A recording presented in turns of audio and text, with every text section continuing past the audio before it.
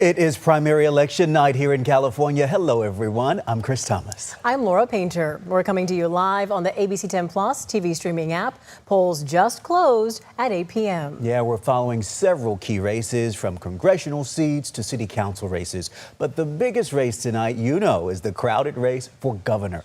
It will finally narrow to two candidates for a showdown in November. Under California's top two primary system, the two candidates with the most votes will advance to November's general election, regardless of their party. Okay, so take a look.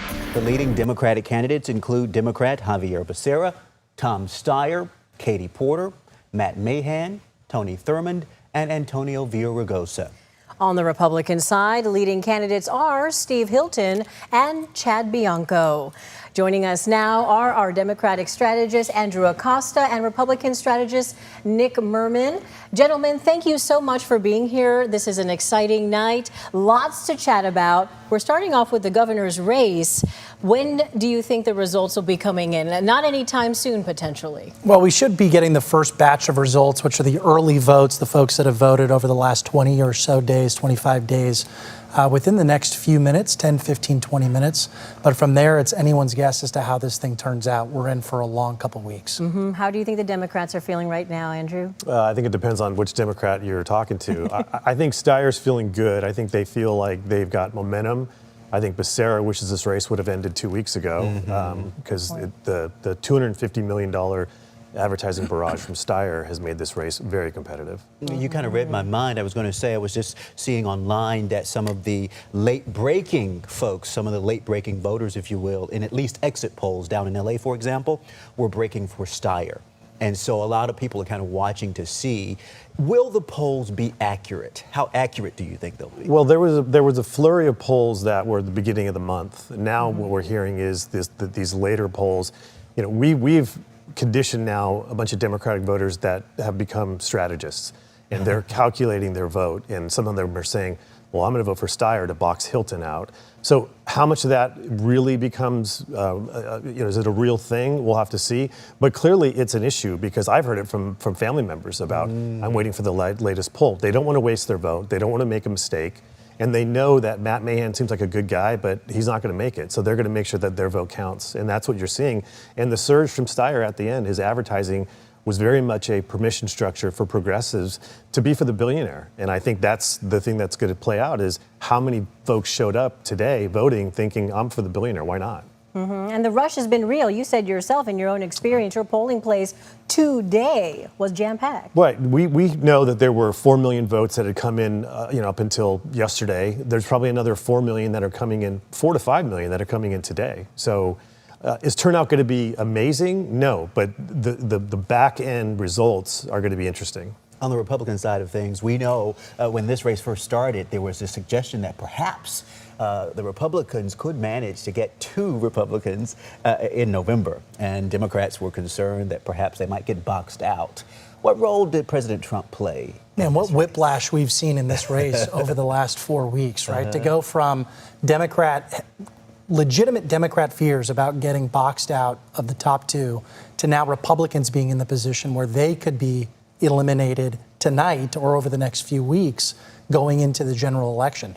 President Trump picked his horse. He picked his horse relatively early, about 8 weeks ago. And we'll see if that's enough for Steve Hilton to get that 25, 26% that he needs to make it through. Okay. Stand by. We're going to toss to break really quickly. We've got a lot more to talk about when we come back.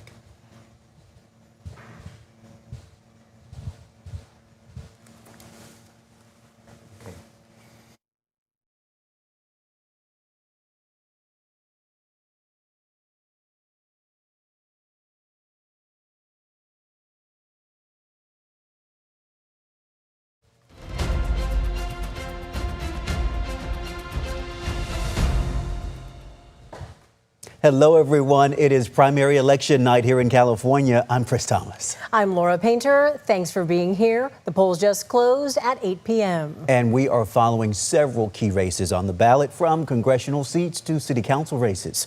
But the biggest race tonight is California's crowded race for governor. It will finally narrow to two candidates for a showdown in November. Now, under California's top two primary system, the two candidates with the most votes will advance to November's general election, regardless of their party. Okay, so take a look. I want to show you the leading Democratic candidates include Democrat Xavier Becerra, Tom Steyer, Katie Porter, Matt Mahan, Tony Thurmond, and Antonio Villaraigosa. On the Republican side, leading candidates are Steve Hilton and Chad Bianco. Let's bring in our panelists right now, if we can. Actually, we have team coverage. The candidates are holding watch parties throughout the state tonight. And so we have live team coverage at those various locations. Yeah, ABC10's Alex Bell is in San Francisco at Tom Steyer's watch party. ABC10's political reporter Jenny Huh is in Southern California at Xavier Becerra's watch party. But we do want to start with Richard Allen at Steve Hilton's watch party in Huntington Beach. Yeah, Richard, Steve Hilton is the prominent Republican candidate in this race. We can see that watch party. Really, the action is going on right now. Polls have closed. What are you hearing from folks out there? What is the vibe?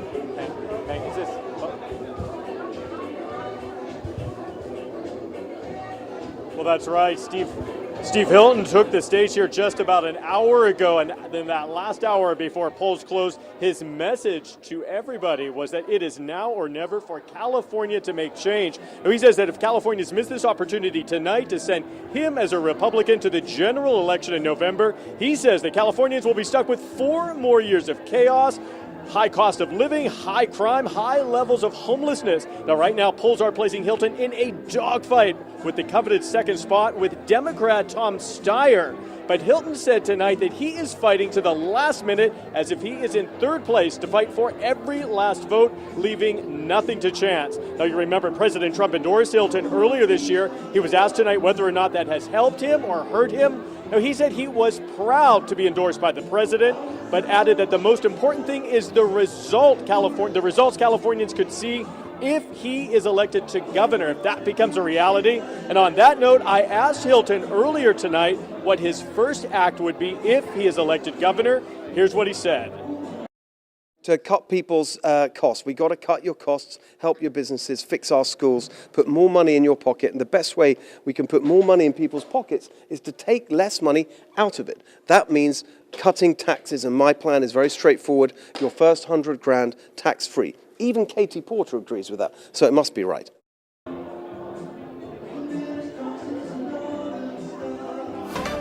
And to the very last minute, Hilton is hammering home his message of making California more affordable, his agenda of, as he calls it, Cal affordability. No state taxes under $100,000, bringing gas to $3 a gallon, and also returning the California dream to Californians. That is his message that he brought on the stage just about an hour ago. Now polls have officially closed. We will see in a matter of minutes whether or not he has a chance of making it into that coveted top 2 spot to head on to the general election in November. Back to you guys. Richard Allen live for us down in Southern California with a pretty big crowd gathered there. We'll be checking back in throughout the night as the results start coming in. We turn now to the other candidate who has been leading the polls heading into this primary election. Yeah, we're talking about former Attorney General and former Health and Human Services Director Secretary Xavier Becerra. Our team coverage continues tonight, so let's get on over now to ABC10's State Matters political reporter Jenny Huh, who has been live all evening in LA. Right now at Becerra's watch party, Jenny, Becerra has really gained some popularity among voters. Polls have closed right now. What is the excitement like? What is the energy like? What are you hearing from people on the ground? Chris, Laura, good evening from Los Angeles. As you can see and hear, the excitement is picking up. Secretary Becerra is in the House alongside Assembly Speaker Robert Rivas and many other legislators that are backing Xavier Becerra as candidate for governor. I want to bring in a spokesperson from the Becerra campaign to chat with us about this increase in momentum Becerra has seen. Jonathan Underland, thank you so much for being here. Talk to us a little bit about the campaign's reaction to the momentum Becerra picked up after Swalwell's exit from the race. It's been very exciting. Pleasantly surprised by the fact that so many Californians have put their trust and their faith in Secretary Becerra. We're just right now, I think the energy is really high. We're drafting off of a week on the road or more with the Secretary visiting all parts of the state, seeing hundreds of people, thousands of people come out to just share in the excitement of the moment and the momentum that Becerra has on the trail. Tell us a little bit more about how the campaign messaging and strategy has changed for you all following, again, the surge in momentum for Becerra. I think, look, when you rise from 3% in the polls to 21, 22, 24%, all eyes are on the campaign. And so I think what that does is it gives us and the secretary an opportunity to deliver the message to more and more people. So we've been able to go out, we've been able to be on TV, online, talking to folks and sharing this idea that California dream could be a reality for so many who struggle with housing affordability, who struggle with access to health care. These are things that Becerra's been talking about with folks that really resonate with them, and I think they're very excited that we felt the excitement from Californians that there's someone who looks like them, who has been through their challenges, understands the struggles in the governor's office and leading the state forward. Jonathan, thank you so much for your time. Very good to see you. Thank you. And like Jonathan was saying, Becerra has seized that momentum and has continued to seize it. So obviously with poll results now coming in, and as California voters have made up their minds, it remains to be seen whether Becerra will be one of those top two candidates advancing into November. For now, live in downtown Los Angeles, Jenny He, ABC 10.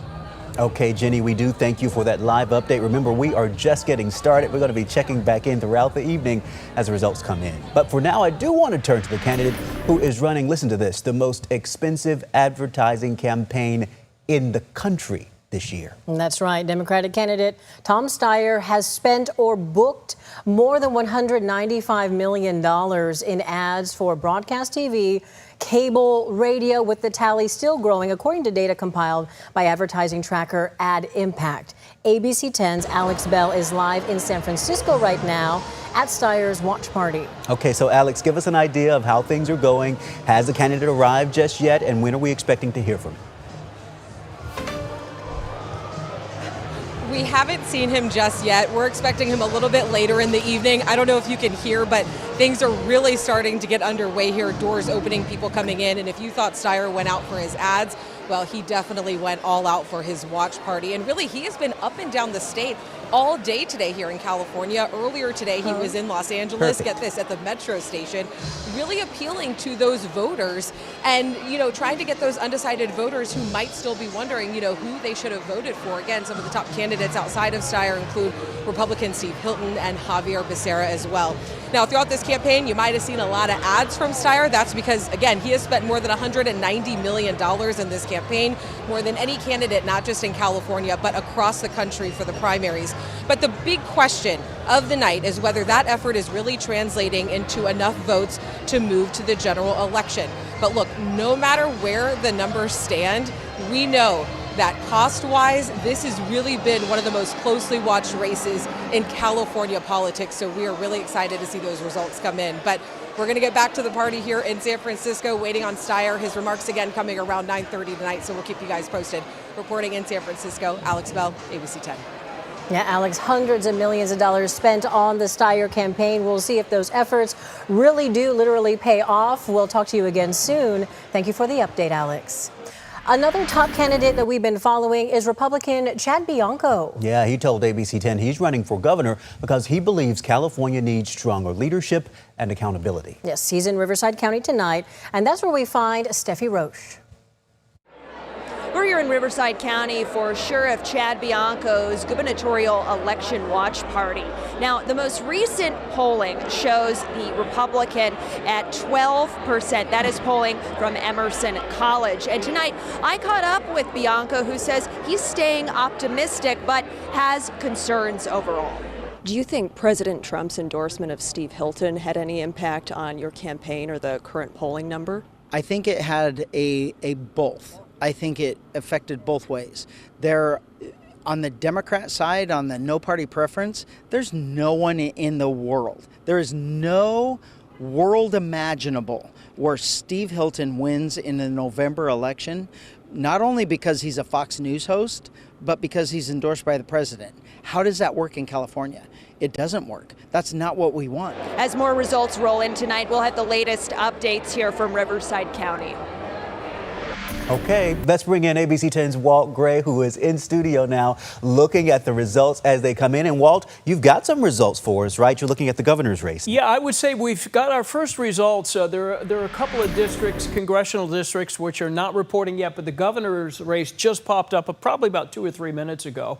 And Steve Hilton in the lead right now, 28% to 25% over Becerra, Steyer, and Bianco. You see the color codes here, and if you look at green for right now where Hilton is doing well, obviously Becerra doing well around here, Steyer not really showing up, and then the purple would be Chad Bianco up in the rural part of Northern California.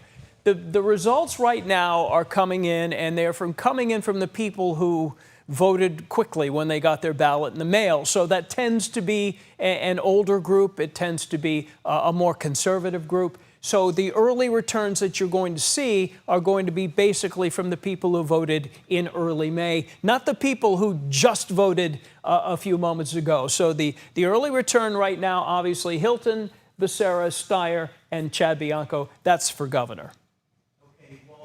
Tell you, that's great perspective because, you know, we've heard a lot about this, quote, ballot clutching that was done, especially among Democrats, if you will, who kind of held on to their ballots right up until the very last minute. And so the perspective that you're providing for us is that we're starting to see that, you think, in these initial results. Yeah, well, it's true. I mean, a lot of people, and it's probably the smart play. I mean, we want the people to vote early, and so we can, on election night, come to some conclusions.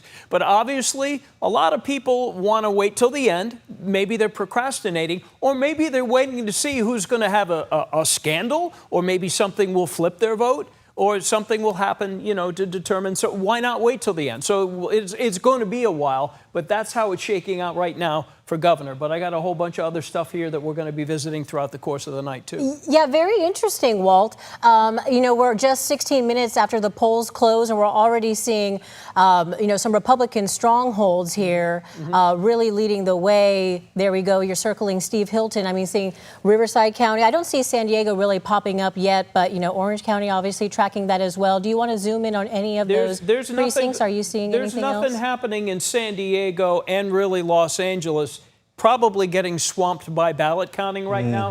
So obviously where we're seeing the coloration, it's where we're getting the early returns from some districts that obviously, but San Diego and Los Angeles, not much is happening there right now. Let me just take another quick peek here and see what's going on. Let me get out of this one here. Let's see what's happening with Lieutenant Governor. Okay, Lieutenant Governor, we're probably not going to be spending that much time on Lieutenant Governor tonight. It's not a key position in the state per se, more ceremonial. Critics will tell you that. But Fiona Ma, a lot of publicity around her campaign. Some of it good, some of it not good. Gloria Romero, Josh Friday was endorsed by Governor Newsom, but he, I'm not sure where he's going to shake out. Oh, we just had a live flip right there, where Romero is now in the lead, 21 to 19%. So this is all going to be changing. Gloria Romero getting a lot of support here, and this is in the rural areas, which you would expect conservative to be her stronghold since she's a Republican. So let me just peek in here on one more here to Congressional District 3, which is of major interest to our local area. You see Rob Tucker, who is a Republican, getting so far a lot of rural support there. Ami Bera, probably the front runner in this at about 36%. But we've got a lot of ground to cover tonight, and I'll be here pushing buttons. So you know where to find me. It's a great tool. Yes, it is. Well, let's bring in now our strategists. We have Democratic strategist Andrew Acosta with us today, as well as Republican strategist Nick Merman. Let's talk about what we just saw with Walt and this notion of this kind of red mirage, if you will.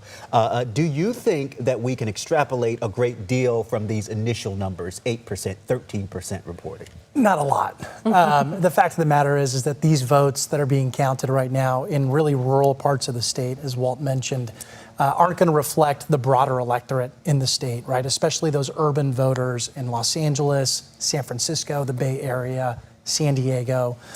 So this could be a high water mark for a lot of these Republicans as we move through the night and start catching some of that polling location vote. But it's going to be tough for a lot of these guys to hang on, and I wouldn't expect them to. Very interesting. Now, on the Democrat side, still a lot of hope and excitement here. We're not even 20 minutes in yet. Yeah, as Nick said, these are several 100,000 votes out of 9 million that have to be counted. So we got a long way to go, and these are smaller counties that can get through their votes counting a lot quicker than, say, Alameda or Los Angeles. We know when this governor's race especially first started, there were some suggestions that perhaps Democrats might get boxed out. Now we're hearing it might flip and that we could see 2 Democrats heading into November. What are you hearing on the Republican side? I mean, the amount of whiplash in this race over the last 4 weeks and then the last 48 or 72 hours has been unbelievable. We went from Democrats running around with their hair on fire, worried that they were going to be eliminated from the November runoff, to now Republicans being in that same seat. You've got 2 great Republican candidates in Steve Hilton and Sheriff Chad Bianco. Steve Hilton has the endorsement of the president and seems to be the front runner on the Republican side. Are enough of those early Bianco supporters going to peel off, follow President Trump, and vote for Steve Hilton? That's what the Hilton camp is really hoping for and wishing for. And I have to ask you on the Democrat side here, how much did President Trump help or hurt in that regard? Well, we have this open primary system, so there's a game that gets played where people try to put their thumb on the scale. What we've created, though, is Democratic voters who are watching every poll, analyzing everything to make sure that they make the right call. And I think some of them have now come to the conclusion that voting for someone like Steyer will box Hilton out. And if that is enough of the progressive side where they come out and can move that needle, then they can box him out. And it could be 2 Democrats that move on. Do you think so many primary voters are thinking strategically, really in that kind of a way, when they're facing gas prices that are sometimes, at one point, nearly $7, more than that in some areas, high housing costs and food costs, when they're facing those issues, how much does strategy really play, you think, in the primary? I think in this race, I think a strategy, it became much more about polls than positions. Voters weren't going to the website to read their positions on homelessness. They were trying to figure out who's in first place. How can I make a difference in this race? And I think some of that is, we should be blamed, like Democratic Party putting out polls and all these polls I talk more about polls to reporters than I do about what the candidates' views on, what you just talked about, affordability and some of these other issues. But that's sort of where we are today. And, we saw our governor take on Trump with Prop 50, and there was a lot of energy around that.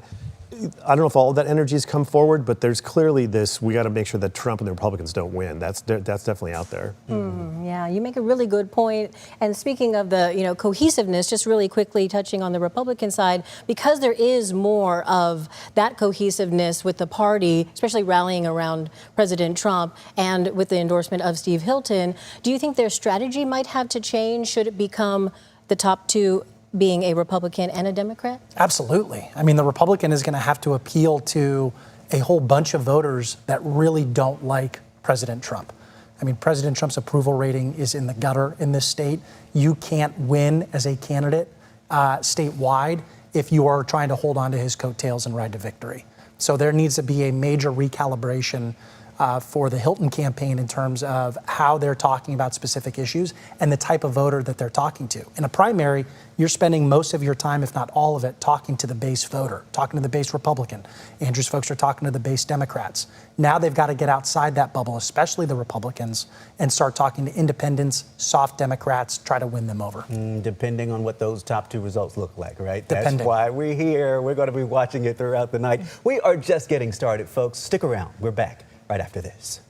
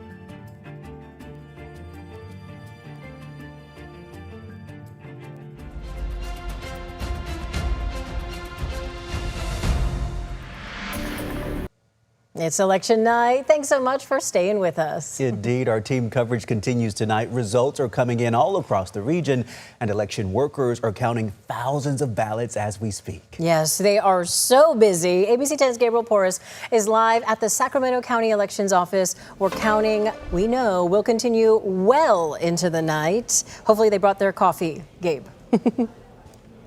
Yeah, well into the night and even beyond that, we're told, Chris and Laura. We are in the capital city's election operations tonight. Everything's going to be happening here. I want to bring in Ken Kasparis with the county. Ken, tell me, how has the election been so far here in the county? What have you guys been seeing? It's been pretty smooth. We're seeing turnout about what we would normally see for an election like this, which is to say that it's been a little slower than a normal large election. But yeah, things have been smooth. Everyone's had a good day today. Awesome. I know the big gulp of activity will be happening behind these doors here. What will be happening in just really a few moments now? So we're waiting for our ballot transport teams to get back with all the ballots from our 90-plus vote centers and our 60-plus ballot drop boxes that we have throughout the county. So they'll be bringing those back here to us so we can get them processed and counted. Gotcha. We'll let you get back to your team. I know you got a busy night tonight. We'll have some results coming in too soon. I know they were supposed to have the first batch at 8:15, so we probably have that. We'll probably see it on your screen now. We will turn it back to you, Chris and Laura, for now. We'll bring some more updates coming up later in tonight. Yeah, we'll be closely watching all the results as they start to trickle in on this big primary election night. Gabriel, thank you. Stay with us. We're back after this.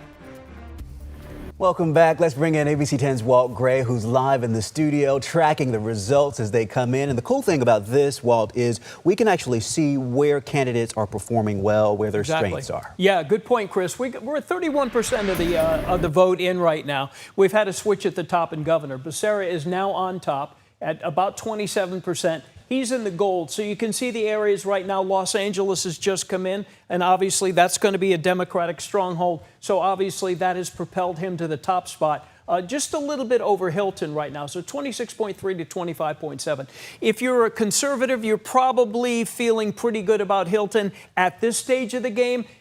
Tom Steyer a little bit behind here, and you see him in the orange, only carrying these two areas of the state. If you're Chad Bianco supporter right now, this is not necessarily a good start for him because, as we mentioned, the early voters will tend to be a little bit more conservative, and he's considerably behind Hilton in the number 2 spot. So not that we thought that Bianco was going to be a strong finisher tonight, but those are the early results coming in. Hilton doing very well in the rural areas, which are all in green. So that's what's happening for governor right now. Let me do a quick round robin for you so we can check in on some of the other races. This is House District 1. with James Gallagher in the lead by just a little bit over Mike McGuire. These Republican Gallagher. McGuire, of course, is a Democrat. Okay, Walt, I just want to interrupt really Sure. quickly. I understand that Matt Mahan is speaking right now. We want to try to see if we can go out to him there in San Jose. Let's take a listen. Can do better. I met Christina, Zulema, and Naomi in downtown LA who are dealing with a different kind of fear. They each own a business in their fashion district. And their businesses are on the brink of closing because indiscriminate ICE raids have terrorized their entire neighborhood. I told them how in San Jose we've banned law enforcement from unnecessarily wearing masks and funded legal services to ensure due process for our neighbors. Zulema made Sylvia and me promise we would come back and do the same for them. And I told her, if we can do it in San Jose, we can do it for her neighborhood.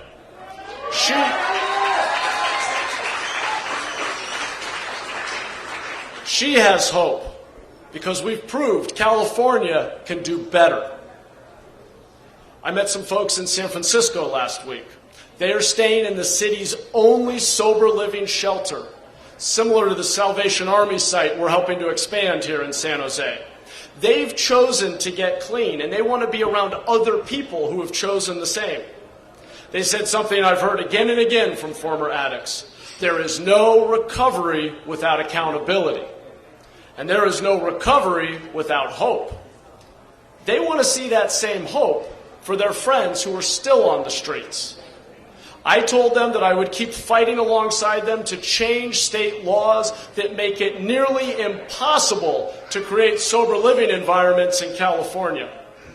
I told them that if these sites can work in San Jose and San Francisco, we can build them statewide.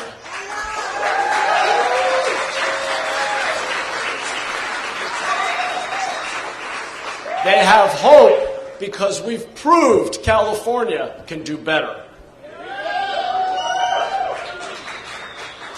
I've shaken hands with thousands of people over these 4 short months. I've shared our successes and lessons learned, shared what's possible when you do things differently. Everywhere I've gone in this campaign, we've proven that a better California is possible because we're doing it right here in San Jose.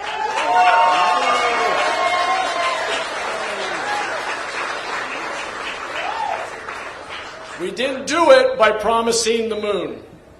We did it by promising progress and proving that we can actually achieve it. Because the truth is, people don't care about big promises. They've heard them all before. And by not achieving them, our leaders have proven their words mean little. People have lost trust. And when people lose trust, that's when things really get bad. That's what we're seeing in our country right now. More and more people are either tuning out or turning toward extreme views at both ends of the political spectrum. The answer is making our government deliver, rebuilding trust by showing that the problems we see every day are actually solvable. Not just here in San Jose, not just in California, but across this nation. We have the right values. We love our neighbors. We believe in freedom, opportunity, and justice for all. We stand up for the First Amendment and our democratic institutions. We believe in fair wages and tackling climate change. And we know the value of embracing difference and diversity. But we need to show that our values work in practice. We need to show that we can govern in a way that makes people's lives better.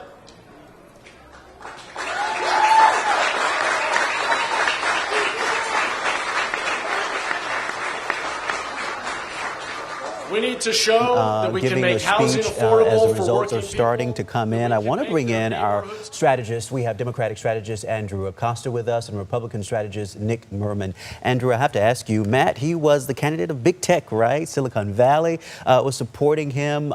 Why didn't he take off? He certainly had the backing and the funding. Yeah, he got in late. You know, I don't think his message met the moment. He's very much a policy person. I followed his work, you know, working for the mayor here in Sacramento. And he had a lot to say, and candidates went to see him in action in San Jose to learn more about what he was doing with homeless. But it just never really took off. I mean, I think the political calculus, Trump, all the things that are sort of happening nationally, he's just kind of got left behind.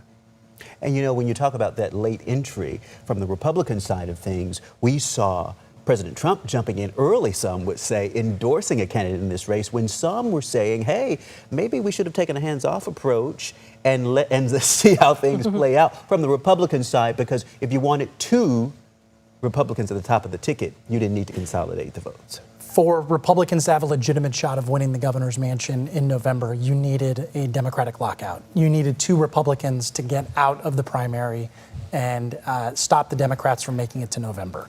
President Trump's endorsement early on stopped that possibility from really taking hold and from becoming possible. So Trump's endorsement helped Steve Hilton, helped solidify the Republican base, but in the end might have cost the Republicans the best opportunity to actually become governor. How much do you think of Sheriff Chad Bianco's seizing of the 650,000 ballots? Do you think that resonated at all, stuck with voters? Was that in the back of their minds as they were? It doesn't seem to have resonated with the Republican base, which is the only thing that they should have been focused on in the first place, right? In order to win a Republican primary, you need to win a majority of the Republican base voters. And that gamut didn't really meet the moment, to take Andrew's turn of phrase, and didn't translate into more votes on the Republican side.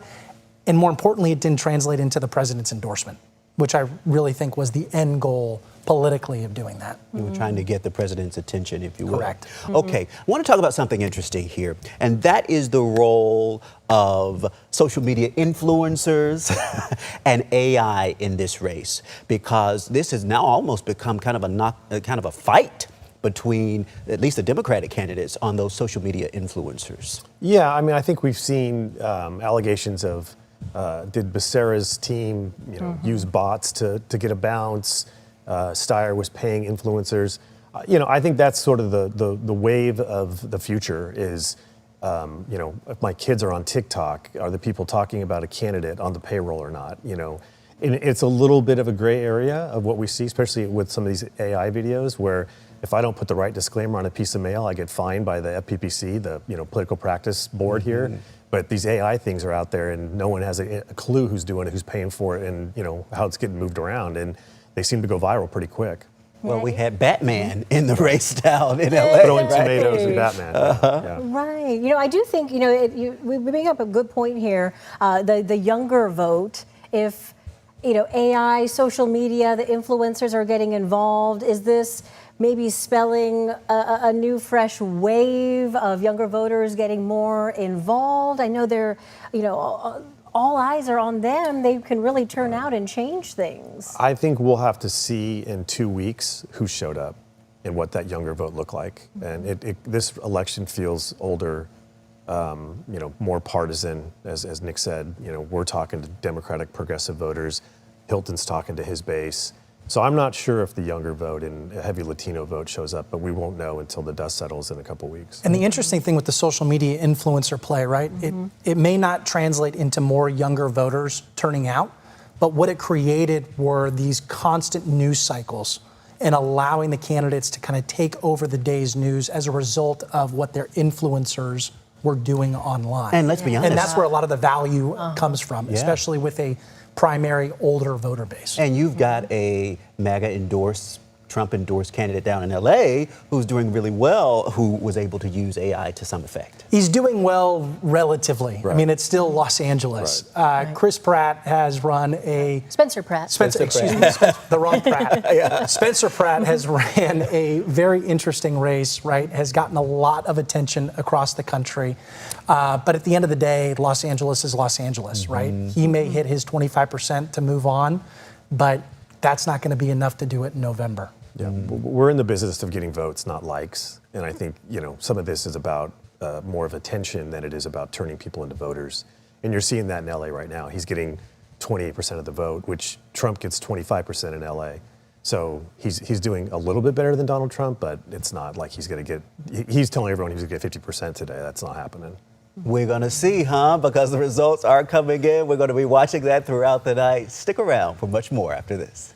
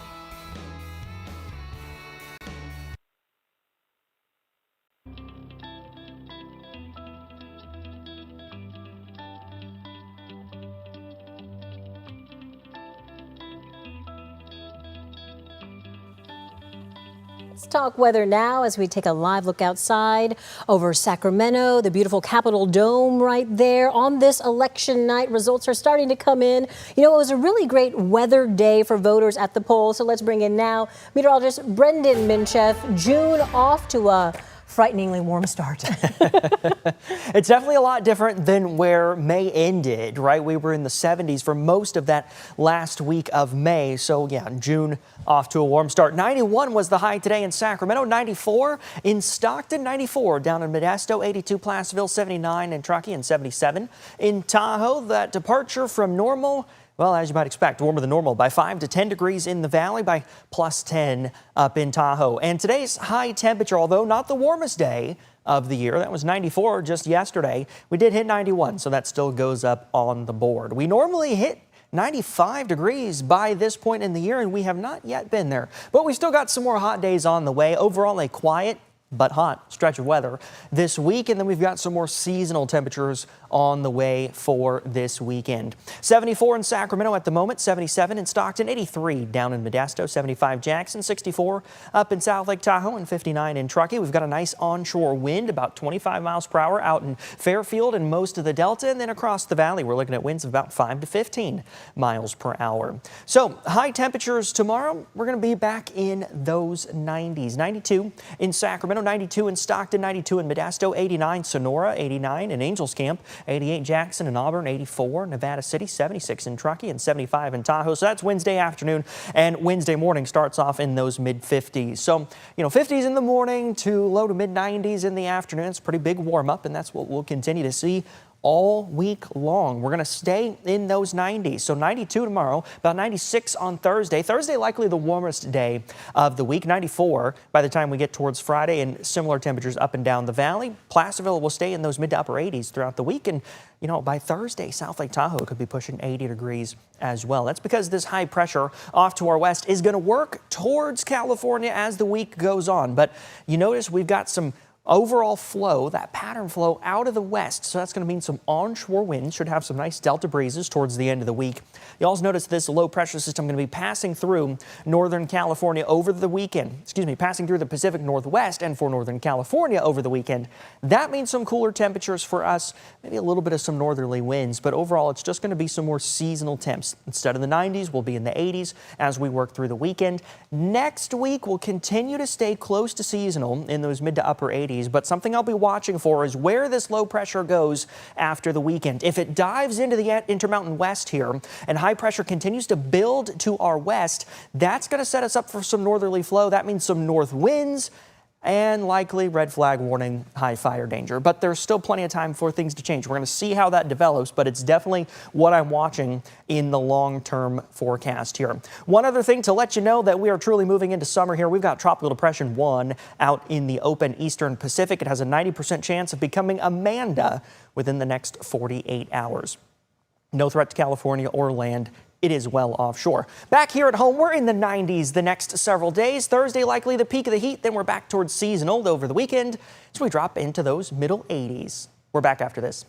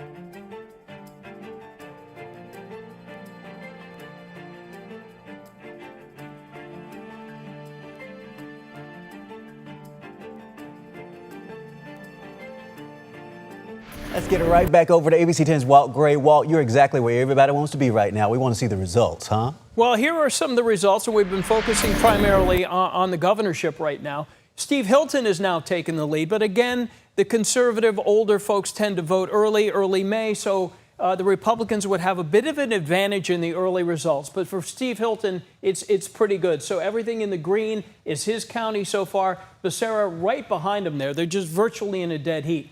Tom Steyer is holding the third spot. Obviously, if you've been paying attention, these three guys are battling for two positions. So the real field right now is how far behind is Tom Steyer to Steve Hilton. Hilton is the guy that Steyer has to catch. Chad Bianco in the fourth spot, So not much is probably expected of Bianco at this point. We heard from Matt Mahan just a little bit ago, and so I'm calling up and seeing after Bianco, you got Katie Porter at 5.1%. She was the absolute leader in the first poll for governor, September of 24. She was at 15%, but obviously some missteps have cost her. Mahan is right behind Katie Porter. So who knows what could happen with that finish as we go. I'll pop up another one here to take a look at. Let's go to District 1. Gallagher is in the lead over Mike McGuire. Let's go to District 3. Ami Berra, a slight lead over Rob Tucker right now. Bish and Heidi Hall, not really competitive. Mike Thompson, this is a big district. This is Yolo County and up into Colusa. That one looks like it's going to be Thompson early. And in CD5, Tom McClintock is locked. He's a lockdown in the rural areas, and it doesn't look like he's going to have much trouble tonight so far. But we got a lot to cover. It's early. We'll see what happens. Back to you. Yeah, just 37% of precincts reporting. So we have a lot more to cover. Stick around. We're back after this.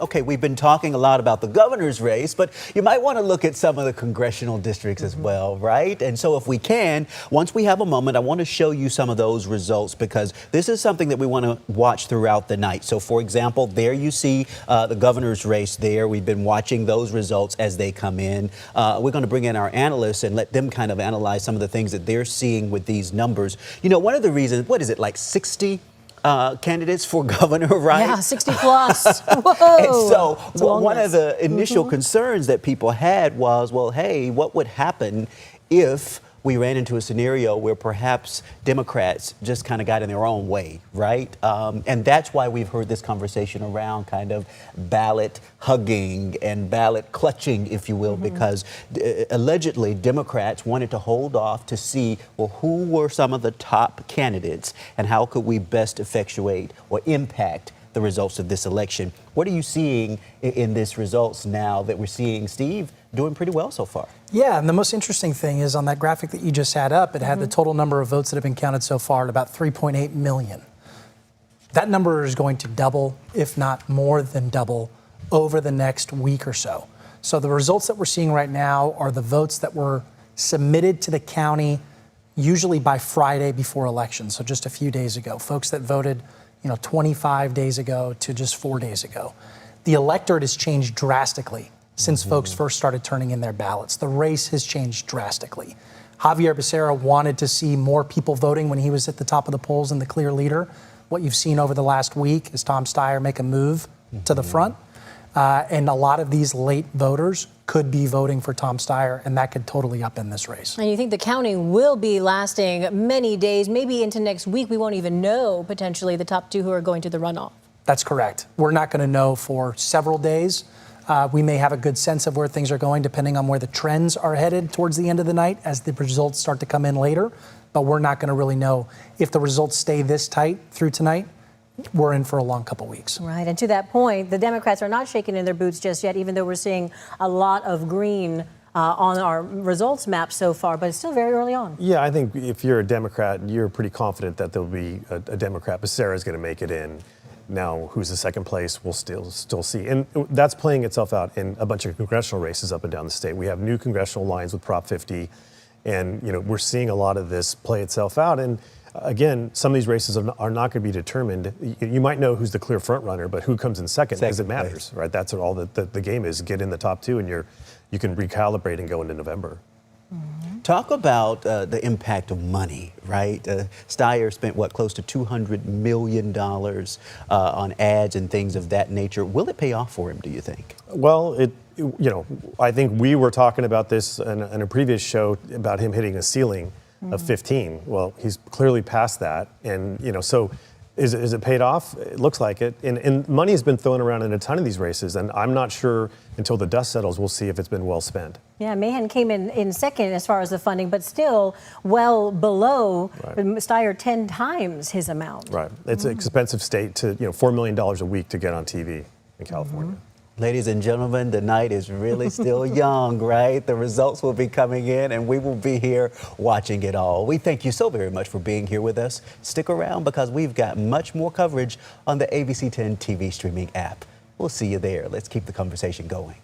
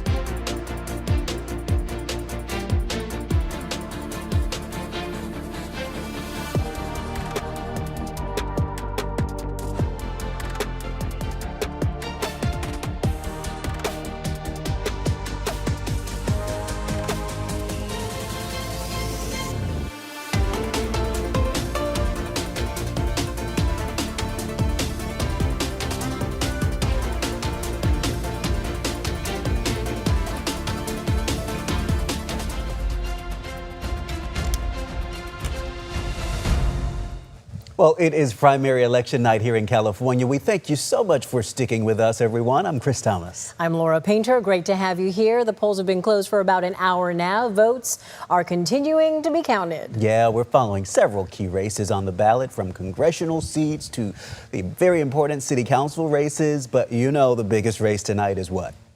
California's crowded race for governor.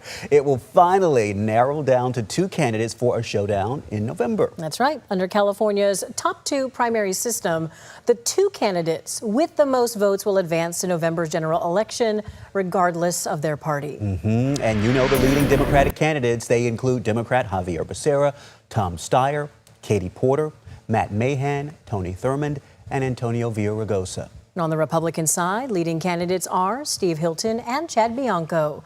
The candidates are holding watch parties throughout the state tonight, and so we have live team coverage at those various locations. ABC 10's political reporter Jenny Huz in Southern California at Xavier Becerra's watch party. Richard Allen is at Steve Hilton's watch party in Huntington Beach. But first, ABC 10's Alex Bell is in San Francisco at Tom Steyer's watch party. And I know we are expecting to hear from him in about 30 minutes or so. Right, Alex? Yeah, we haven't seen him quite yet. We are expecting him to make remarks around 9:30. As you can hear, it is very lively here. The music's going. And if you thought that Tom Steyer really showed out on how much money he spent on this campaign, again, over $190 million, well, he did the same for his watch party tonight. We're live in San Francisco at the Regency Ballroom. The doors are opening. People are coming in. And look, this is really a test of this campaign. With the unprecedented amount of money, with his outside messaging, is it really going to resonate with voters? Is it going to be enough to really carry him to the general election and really see a true face-off here? So it's really a battle. Are voters wanting somebody with more, elected official experience? Or are they wanting an outside candidate? Only the numbers will tell. But what I can tell you is that this governor's race, with all these 3 leading candidates, has really become not only one of the most expensive battles across the country, it has really been one of the most closely watched races. So we are watching those numbers as they come in, and as soon as Tom Steyer hits the stage, we'll keep you guys posted. Live in San Francisco, Alex Bell, ABC 10. Yeah, sounds good, Alex. We'll talk with you again soon. Thank you. For now, we want to get to the Democratic Party Chair, Rusty Hicks, live for us with some updates as the results start to come in. Rusty, I want to talk with you because, you have been very vocal throughout this race. You had been talking about the real possibility that Democrats could be boxed out. And so you started releasing polls every so often, kind of showing people where things stood, saying, hey, don't say I didn't tell you. You know what I mean? Look at these results. How are you feeling tonight now that some are having the conversation that, well, maybe it could be a scenario where 2 Democrats end up there in November? Well, certainly, first and foremost, anytime 22 million California voters get the opportunity to have their voices heard at the ballot box, it is a good day for democracy in California. The second thing is that this race looks different today than it did 3 months ago. Our goal has always been to ensure that we elect yet another Democrat as governor in 2026. Whether it's 1 Democrat or 2 Democrats making it into the general election, we are 1 step closer tonight to doing exactly that. And Rusty, I do want to say Antonio Villaraigosa has just released a statement basically conceding the race, saying tonight didn't turn out the way we hoped, and I offer my congratulations to the winners and offer my best wishes to the road and for the road ahead. What message would you like to share with folks as we're starting to see, we heard from Matt Mahan earlier as well, people getting out early, making these types of statements? Well, I certainly think what we saw in this race was the deep bench of talent and experience that we have on the Democratic side of the aisle, whether it's former Mayor Antonio Villaraigosa or Mayor Matt Mahan. They stepped forward, they threw their name, threw their hat in the ring, and shared their vision with voters across the state. But at the end of the day, there can only be 1 or 2 that advance into the general election.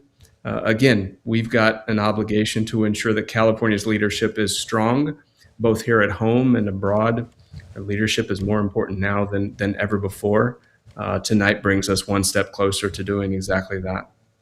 Well, Rusty, you mentioned, building that Democratic bench.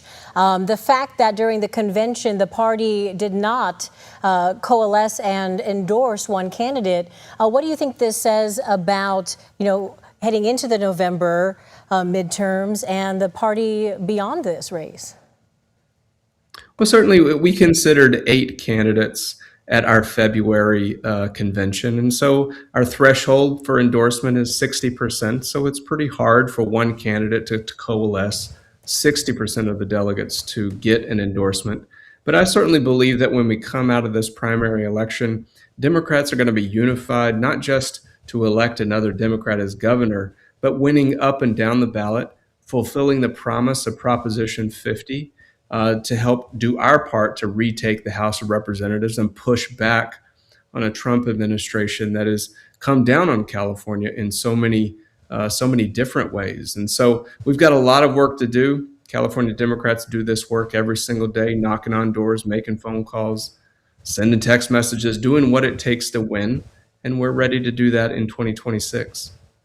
Talk about, Rusty, what will need to happen as you start to transition to focus on November. How will these campaigns need to change? How will they need to calibrate to prepare for the messaging for a larger audience? Well, a primary election is a vetting process in many ways. And so we've come through that. We're ending that chapter and we're beginning a new one. And so I expect to see the Democratic Party unified around our candidates that are coming out of the primary election, recommitting themselves to the work that we have ahead. Again, I mentioned those important House seats, what we see out of the White House, what Californians are experiencing, whether it's healthcare or housing or affordability or access to opportunity. It's been Democrats that have made progress on the issues that Californians care about the most. And that's why California voters have continued to support Democrats for these important jobs in our state. And so I know that the Democratic ticket is going to be ready to continue to provide that leadership, to go out and earn that support with voters, 22 million of them across the state, to help continue to move our state forward.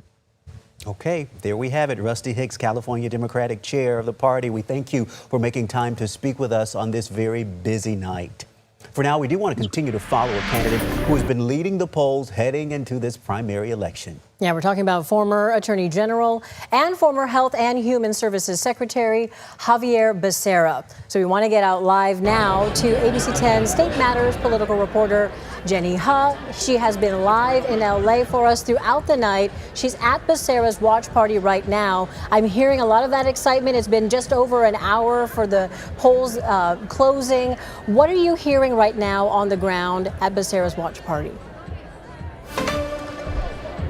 Chris, Laura, good evening. Yeah, I mean, the excitement has grown throughout the night. It's a packed house now. The music is blasting. And every time on TV we get a new announcement of results, there's cheers and applause. So again, a very hopeful mood here at the Becerra watch party. I want to bring in Democratic Assemblymember Jesse Gabriel, who is an avid Becerra supporter. Assemblymember, thank you for joining us. I do want to ask, why are you choosing to support Xavier Becerra for governor?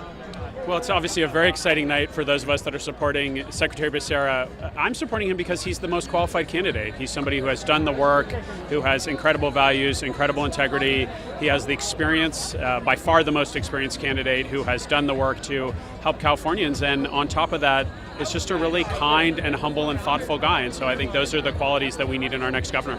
And just as California Democrats seem to have been split between Tom Steyer and Xavier Becerra as the two leading candidates for Democratic candidates for governor, the legislature is also split in its endorsements between the two candidates. What is your reaction to that divide amongst colleagues? I think one of the things that I've noticed is the way that Secretary Becerra has been able to bring together this incredibly diverse coalition of members of the legislature, people from all of our different diversity caucuses, from all walks of life, from every corner of the state, from urban, rural, Central Valley, Northern California, Southern California.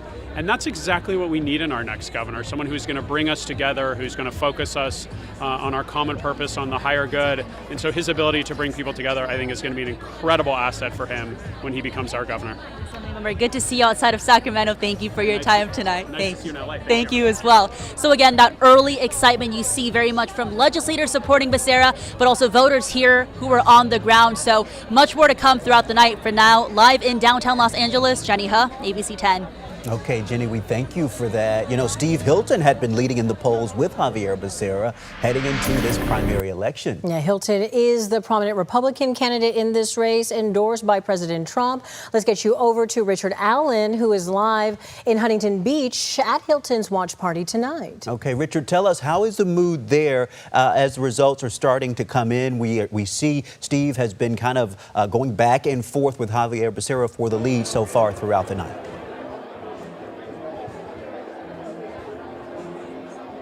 Well, that's right, guys. It is a huge celebration here at the Steve Hilton campaign up here in Huntington Beach right now. Results are preliminary, but at this point, Steve Hilton has 27% of the vote. Trailing him is Xavier Becerra. Now, up until about an hour ago, it was a dogfight between Tom Steyer and Steve Hilton. It looks like we see who is winning that fight right now, and you can see the celebration is going on behind us here. Now, just a short while ago, State Senator Tony Strickland took the stage, saying tonight is the night we turn California around. He says more people are leaving California than coming in, and that we need to change that. He said that Steve Hilton is the man to do that. Hilton himself took the stage here about an hour before polls closed. Now, he told us that it is now or never for California to make change, and that if California's missed this opportunity tonight, we will not have this opportunity for another 4 years. So again, a huge celebration here. Folks, hundreds of folks pouring in. We will be here. Now, we understand Steve Hilton himself is expected to take the stage at 10 o'clock, between 10 and 10:30. We will be there for that as well, as we hear what he has to say. But again, just a huge celebration as we see that it is shaping up for a race between Xavier Becerra and Steve Hilton going into the general election in November. Back to you guys. We know it's kind of loud. This is live TV, folks. They're at a party. The music is loud. But he was saying that Steve Hilton is expected to take the stage around 10 or 10:30 or so, and that we will try and bring that to you live throughout the evening. We thank you for that live update. We're back right after this.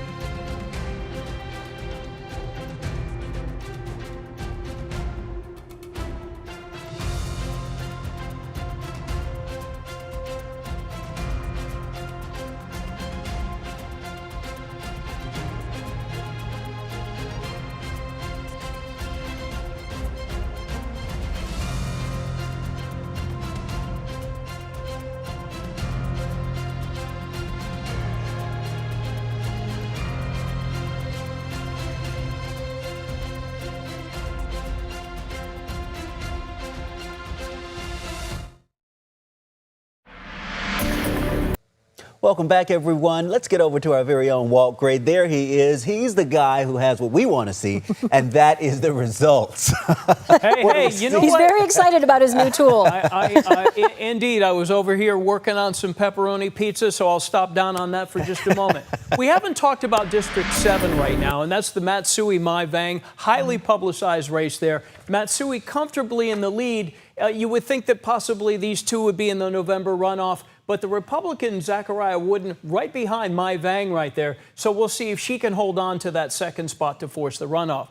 Kevin Kiley running as an independent in District 6. He's got a slim lead over Dr. Richard Pan. Kiley running with no party affiliation. Stansfield Tin Ho, a little bit of surprising here. He's at 11%. So right now looks like Kiley, Pan, and Stansfield, who's the Republican there, people obviously going with the party vote on that one. Tom McClintock has already been declared the winner in House District 5 at 62%. He is an absolute plow horse in the rural areas. Mike Thompson and Ray Reelin here. Eric Jones, a lot of publicity about this particular race as well. District 3, Ami Berra, the slim lead over the Republican. Rob Tucker there. Let's go to District 1. You got James Gallagher, Mike McGuire. Let's circle down to District 9. Josh Harder has already been projected to win in House District number 9. Let's go to District 8. John Garamendi already as a winner there at 57% of the vote. He also is a long-term serving legislator. Adam Gray, another one. So we have 3 projected winners already. Adam Gray, the Democrat, over Kevin Lincoln, the former mayor of Stockton. Lincoln running as a Republican. So it is Adam Gray in this one. So let's circle back to the big boy right now, where we've got Steve Hilton over Xavier Becerra. Both of the top 2 there have got to feel real good about where they are right now. Because really, when you look at the polling and the results so far at 47% in, Tom Steyer needs to catch Steve Hilton. So as it stands now, he's 7 points on the money behind Steve Hilton. Again, it is early. You got to figure, though, the first punch is going to be Hilton with the early votes. And Hilton is, as we say at the French Open, he is holding serve right now. And he is extremely strong. You look at all the green areas. This is all in the green. This is all Steve Hilton. He is dominating the state in terms of county victories. However, of the 58 counties, obviously many of them in green are not highly populated. The vote centers are in the cities: Los Angeles, Sacramento, San Francisco, San Diego. So right now, Hilton and Becerra 1 and 2, that probably will flip-flop a little bit as the night goes on. The question is, can Steyer get Steve Hilton at some point? And before we sign off here, in my particular hit right now, as I'm trying to X out of this bad boy, let's go to Lieutenant Governor, check in on that one. Fiona Ma over Gloria Romero. Again, they are running pretty tight at 1 and 2. Josh Friday, who is running a distant third, was the pick by Governor Newsom to be lieutenant governor. Right now, that doesn't seem to be holding up at all. Look at all the purple for Gloria Romero, the Republican, obviously doing pretty well in the conservative rural districts. Fiona Ma holding it down pretty steady in the urban districts right now. They are running 1-2. You probably are going to see those two heading into a November runoff. Michael Tubbs in 4th. Looks like it's not his night. He is the former mayor of Stockton, giving it another shot. Back to y'all, unless you have any questions. Any questions from the day? Well, Walt, we thank you so very much. Stand by, because I want to bring in our strategist, if I can. We're joined by Democratic strategist Andrew Acosta and Republican strategist Nick Merman. And the thing that we want to talk about with them is, first of all, I want to set the stage. We are expecting to hear from Tom Steyer any moment now. And I have to say that, and this is just anecdotally, right, that we saw online that in LA, for example, they were saying that the early exit polling was suggesting a late break for Tom Steyer with people who had kind of waited to vote, if you will. And then we've been talking throughout the night about the ballot huggers, the Democratic voters who waited up until the very last minute to go out and return their ballots because they wanted to see where things were going to stand. And so the question to you is, Do you think that Tom does make a move, that these initial early votes are more conservative, more the people who got out early, and that we will start to see Tom make a move here as the votes are counted? Yeah, but it's gonna have to be, at some point, it's gonna have to happen, right? Like, will we see it at midnight tonight, or will we see it on Friday? You know, and that's the great unknown. There's 3 million or so ballots, depending on which website you're looking at. There's 3 to 4 million ballots that have already been tabulated, and there's probably another 4 million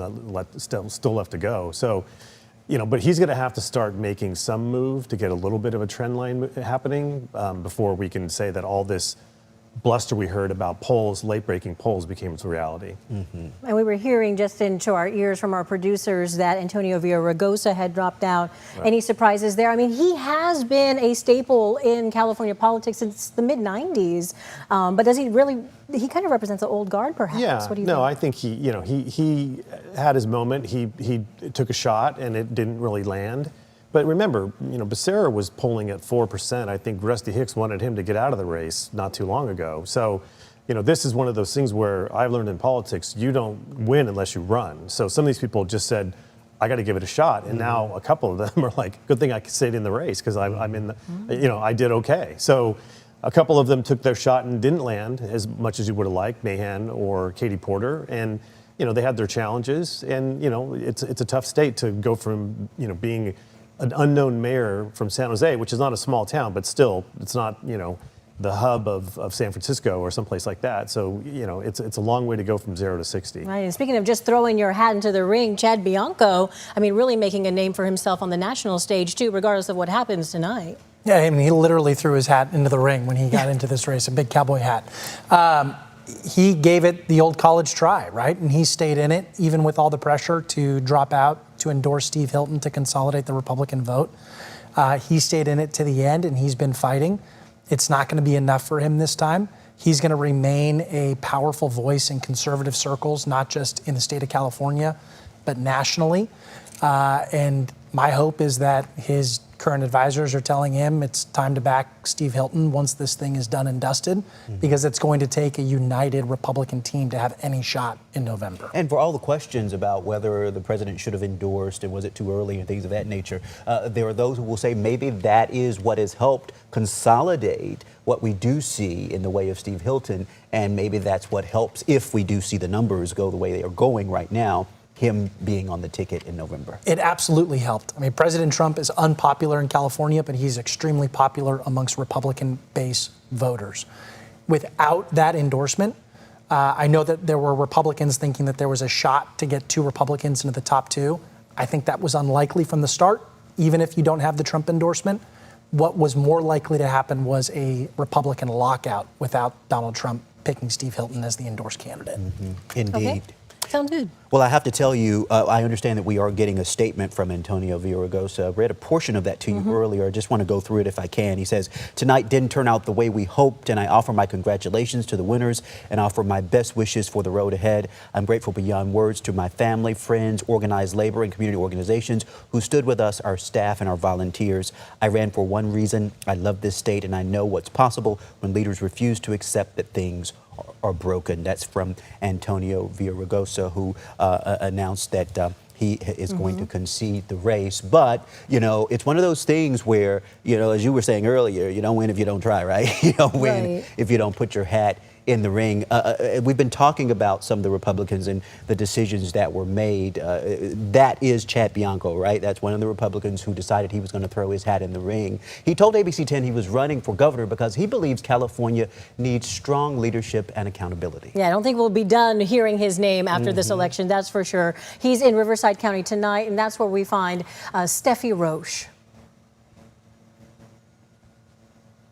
Okay, Yeah. we will get to that for you in just a moment. But one of the things that I do want to, while we're on this topic of, you know, Chad Bianco, we talked about the things that he did when it came to the ballots, right? Seizing the ballots, saying that he wanted to make sure that there was no funny business going on in the elections. How did that play, do you think, with voters? Well, I think Nick made a point earlier that it was very political, and I think that was his play to signal to Donald Trump, like, hey, look at me. I'm the candidate who's going to look out for fraud. And just a moment, I do want to say that we do have Tom Steyer, who has come to the stage. Let's take a listen. It's unacceptable that right now so many Californians struggle to make ends meet. We're about to see the world's first trillionaires, probably in California. We're already witnessing an explosion of wealth concentrated in the hands of the very, very few. The gap between the rich and the poor grows wider by the minute. Prices are higher than ever. Faith in government's ability to do anything is lower than ever. Californians are being priced out of their homes every single day. While it happens, we see billionaires do whatever they have to get whatever they can out of the system, and then do everything they can to hoard their wealth and avoid paying taxes. And we see corporations continue to rig the system for themselves, raising your prices to juice their profits. Screw that. California deserves better. Working people deserve better. Democracy matters. Justice matters. The truth matters. Anyone who says otherwise is invested in a system rigged against you. Here's the truth. For every bill that's too high, there's a special interest profiting off keeping it there. They want you to believe that's inevitable, that it's just how the market works. But that's bullshit. We don't have to accept this. This campaign has been about proving that. My vision for California is based on a simple idea. The well-being of the most vulnerable shouldn't depend on corporations and billionaires choosing to do the right thing. We should have a system based on fairness, not on asking for fairness, where the most privileged pay their fair share not by charity, but by law. A system that reminds them of what I've been saying since the very beginning of this campaign. You didn't do it all yourselves. The soon-to-be tech trillionaires built their wealth here because California enabled them to. Because ordinary Californians worked hard and sacrificed day after day, year after year, to create the system where those billionaires could realize the dreams they came to this state to pursue. The California I believe in is a California where recognizing that hard work and honoring that sacrifice is fundamental to assigning credit and to designing our society. This race, more than any other in recent memory, laid bare the basic operating principle of American politics, a very uncomfortable truth. Money talks. In this race, we saw what corporate money tends to ask for: higher rents, lower wages, permission to pollute, to price gouge, and to treat workers as disposable. And in this race, we saw the way that money from some of the wealthiest people and corporations in the history of the world, mobilized when I said I tax it fairly.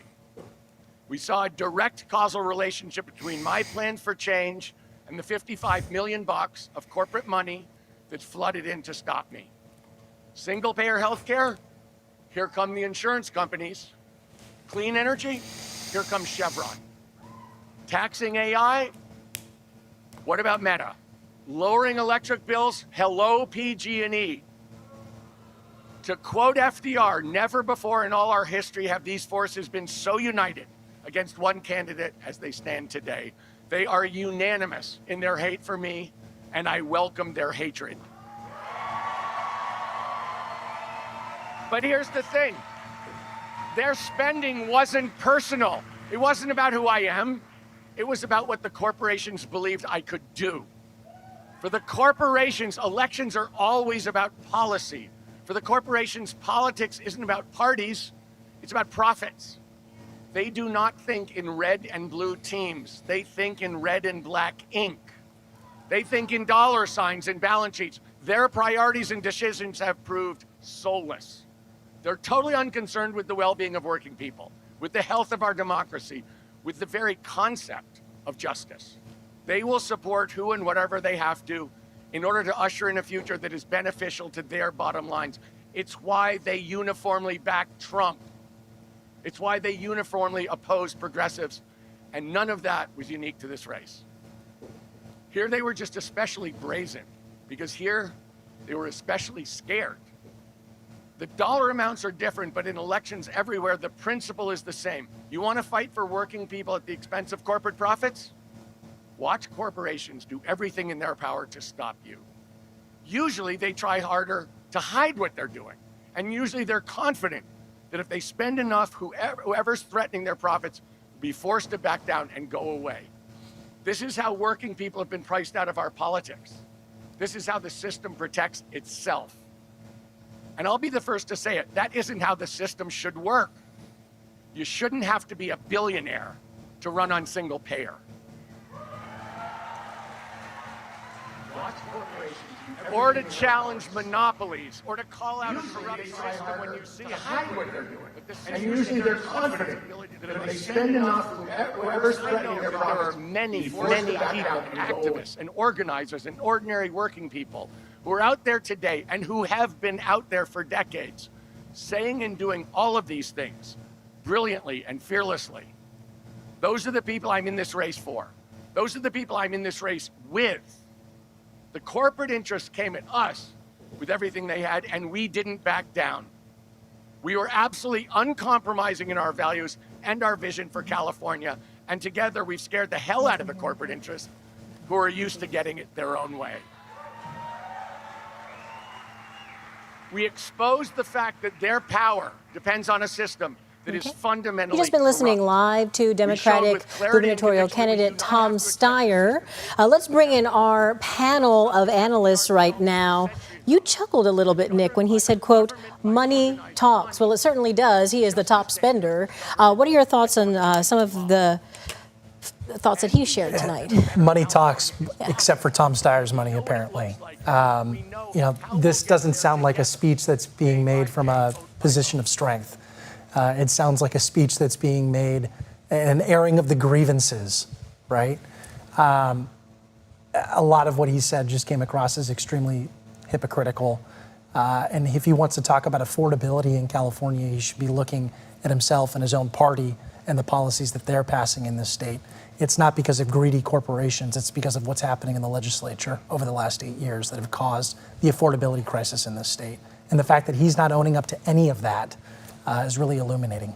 Republican strategist Nick Merman. Shots fired. Democratic strategist Andrew Acosta. How do you respond to that? Getting good. It's getting feisty now. I like it. Look, Steyer poked a bunch of bears, and he rattled them all off. PG&E, Meta, and they put $50 million to go attack him. And, as Nick said, it doesn't sound like he's in a place where he's saying, hey, we're still in the game.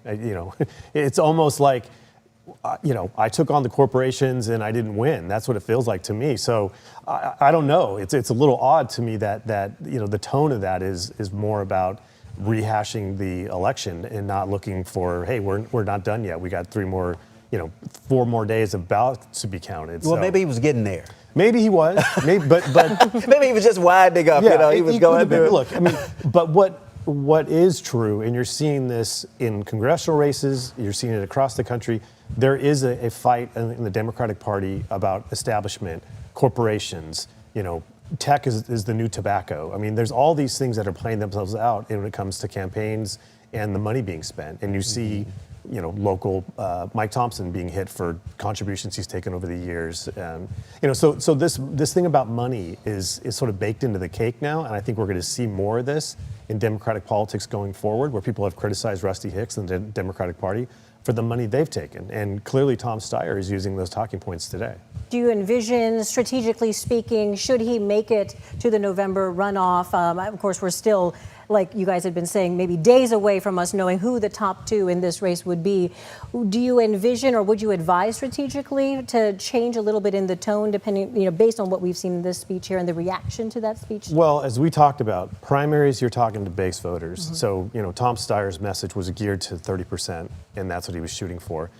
You'd have to recalibrate and go into a broader audience to try to win. If you're running against Becerra, you're going to have to go figure out how to go talk to Republicans and independents. But, this is the magic of the open primary, right? Like one day you win into the top 2 and you take off your mask and you say, just kidding, and I think we've seen that before. I'm not sure if he would do that. I'm not, he's a guy that can write his own check. He doesn't really have to change too much. He can just double down. Let me ask you, if it does become a Steve Hilton, Xavier Becerra ticket, or fighting against each other, what is the campaign? How do they go at each other? Oh my gosh. Steve is going to have a field day with Xavier Becerra's record, both as Secretary of HHS under Joe Biden and his failure as Attorney General for 4 years to really take on rising crime in California. And Becerra, all he needs to do is stand up there and talk about how connected Donald Trump and Steve Hilton are, right? It's a pretty simple race for Becerra's team to run. Hilton, the onus is going to be on him to go out and raise $50 million because that's what it's going to take at minimum in order to define Becerra in a way that's really going to damage him. I mean, you saw Tom Steyer spend countless millions of dollars over the last couple weeks trying to take down Becerra with a list of top hits, right? None of them seem to have landed at this point. We've still got several more days of counting ballots to see how that worked out, see if that late surge is real. But the Hilton team, if it is Becerra in the top two with Steve Hilton, they're going to have a tough go of it. Let me ask you, Steve Hilton, is he the next governor? Are you scared? Not even close. Yeah, I mean, on so many levels, you can't make the comparison of how Arnold Schwarzenegger became governor and, a guy that can't pronounce taco. I mean, it's one of these things where I have a hard time with a English gentleman, lecturing us about what the California dream should look like. And as to Nick's point, only thing that and you won't see the two of them together. Becerra and Hilton aren't going to be doing any debates. Why would Becerra lower himself to that? And all he has to say is Donald Trump's buddy, the Fox News guy. And endorsed by. Right, and that's it. That's on the bumper sticker. That's easy. Okay, we're back after this.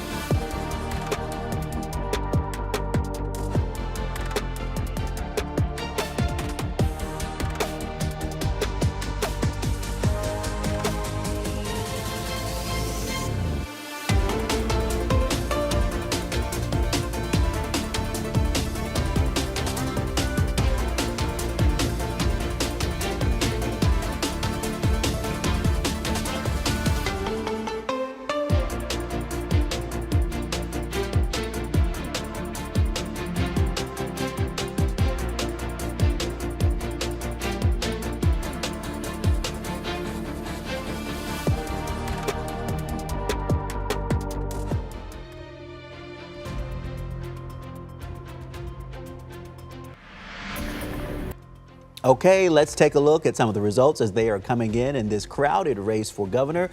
There you see Steve Hilton, 27% of the vote, with 44% of precincts reporting at this time.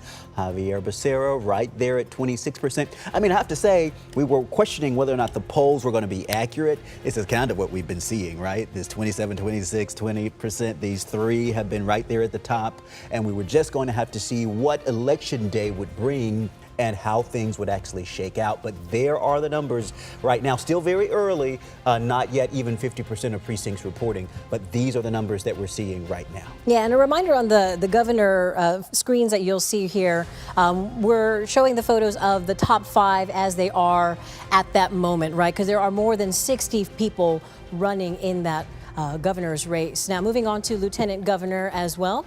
We are seeing Fiona Ma with 21% of the vote so far, Gloria Romero at 20%, Democrat Josh Friday at 14%, Michael Tubbs, former Stockton mayor, 11% right now, David Collenberg at 7%, and we're seeing 46% of the precincts reporting for Lieutenant Governor.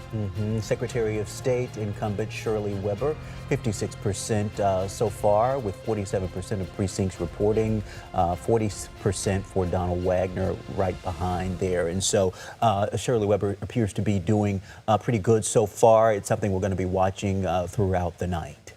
And then also moving on to the race for State Attorney General, incumbent Rob Bonta at 54% right now, and Republican Michael Gates at 42%, and Marjorie Michaels with the Green Party at 4%, with 52% of the precincts reporting at this time. Insurance Commissioner, this is one that a lot of folks are going to be watching as well. Jane Kim at 24%, Ben Allen at 20%. Again, 47% of precincts reporting. It's one we'll watch throughout the night to see where things stand, especially when it comes to fires and things of that nature. People have wanted to hear from the candidates on what they were going to do to try to tackle the insurance crisis here in California. Yeah, and moving to U.S. House District 1, this district has seen monumental changes. Right now, these are the results we're seeing for the top 5 candidates. James Gallagher, the Republican, 46% of the vote right now. Remember, this was the late Congressman Doug LaMalfa's district. This is wide open right now. Mike McGuire, the Democrat, running, 39% right now, and Audrey Denny at 13%, Janice Carmen at 1%, as well as Timothy Kelly at 1% for House District 1. And showing results in District 3, this district was significantly redrawn under Prop 50. A change political analysts say gave Democrats an advantage. Incumbent Kevin Kiley gave up his current seat to run in Congressional District 6. And so District 3 previously included all of El Dorado County, but now stretches west to Rancho Cordova. You see Ibarra at 35%, followed closely by Rob Tucker at 32%, but with 99% of precincts reporting. Yeah, let's move on to U.S. House District 3, or District 6 rather, right now. The Sacramento area's 6th congressional district race features a slate of high-profile candidates with experience in elected office or leadership roles. You're going to see some familiar faces and names right now. Congressman Kevin Kiley at 25%, Richard Penn at 23%, Michael Stansfield at 21%, a current district attorney, Ten Ho, at 12%, and Lauren Babb Tomlinson at 11% right now. District 7, another one we're watching very closely, showing results for you.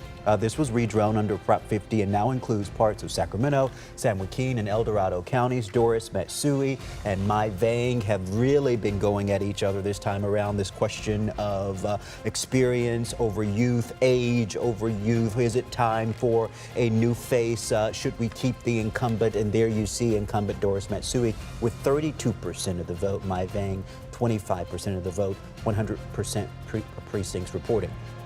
Let's look at District 13 now. Adam Gray, the Democrat, there on your screen. Former Stockton Mayor Kevin Lincoln at 28% there on your screen. Now, remember when we talk about the precincts reporting, because you're seeing, for example, with Sacramento City Council, 100% of precincts reporting. Remember, that just means that all the precincts are giving at least some results. It doesn't mean that all of the numbers are in, but with 100% of precincts reporting at least some results, this is what we're seeing in Sacramento City Council District 1. And in Sacramento City Council District 5 right now, incumbent Katie Maple at 65%, Henry Harry at 20%, Santiago Morales Jr. at 16%. The Council District 5 covers right now Oak Park and Parkway. This race features incumbent Katie Maple facing the 2 challengers. Maple is seeking her 2nd term. Sacramento City Council District 7 with 100% of precincts reporting. Incumbent Rick Jennings doing well right now with 56% of the vote. The next person behind Scott just has 26% of the vote right now. And so incumbent Rick Jennings there in District 7 appears to be doing well. And so let's continue with our evening if we can. Yes. We're following a lot of candidates, a lot of races right now. One of the other top candidates that we have been following is Republican Chad Bianco. He told ABC10 he's running for governor because he believes California needs stronger leadership and accountability. He's in Riverside County tonight, and that's where we find Steffi Roach with the latest. Well, we're here in Riverside County inside Sheriff Chad Bianco's gubernatorial watch party, and he got up and spoke a little after 8 after those polls closed, and he is currently voicing some optimism. You know, he's not saying that it's doom and gloom yet. He's trying to stay optimistic and hopeful. Here's what he had to say to the crowd. No matter what the outcome is, I'm either going to be your next governor or I'm still going to be your sheriff that is going to be.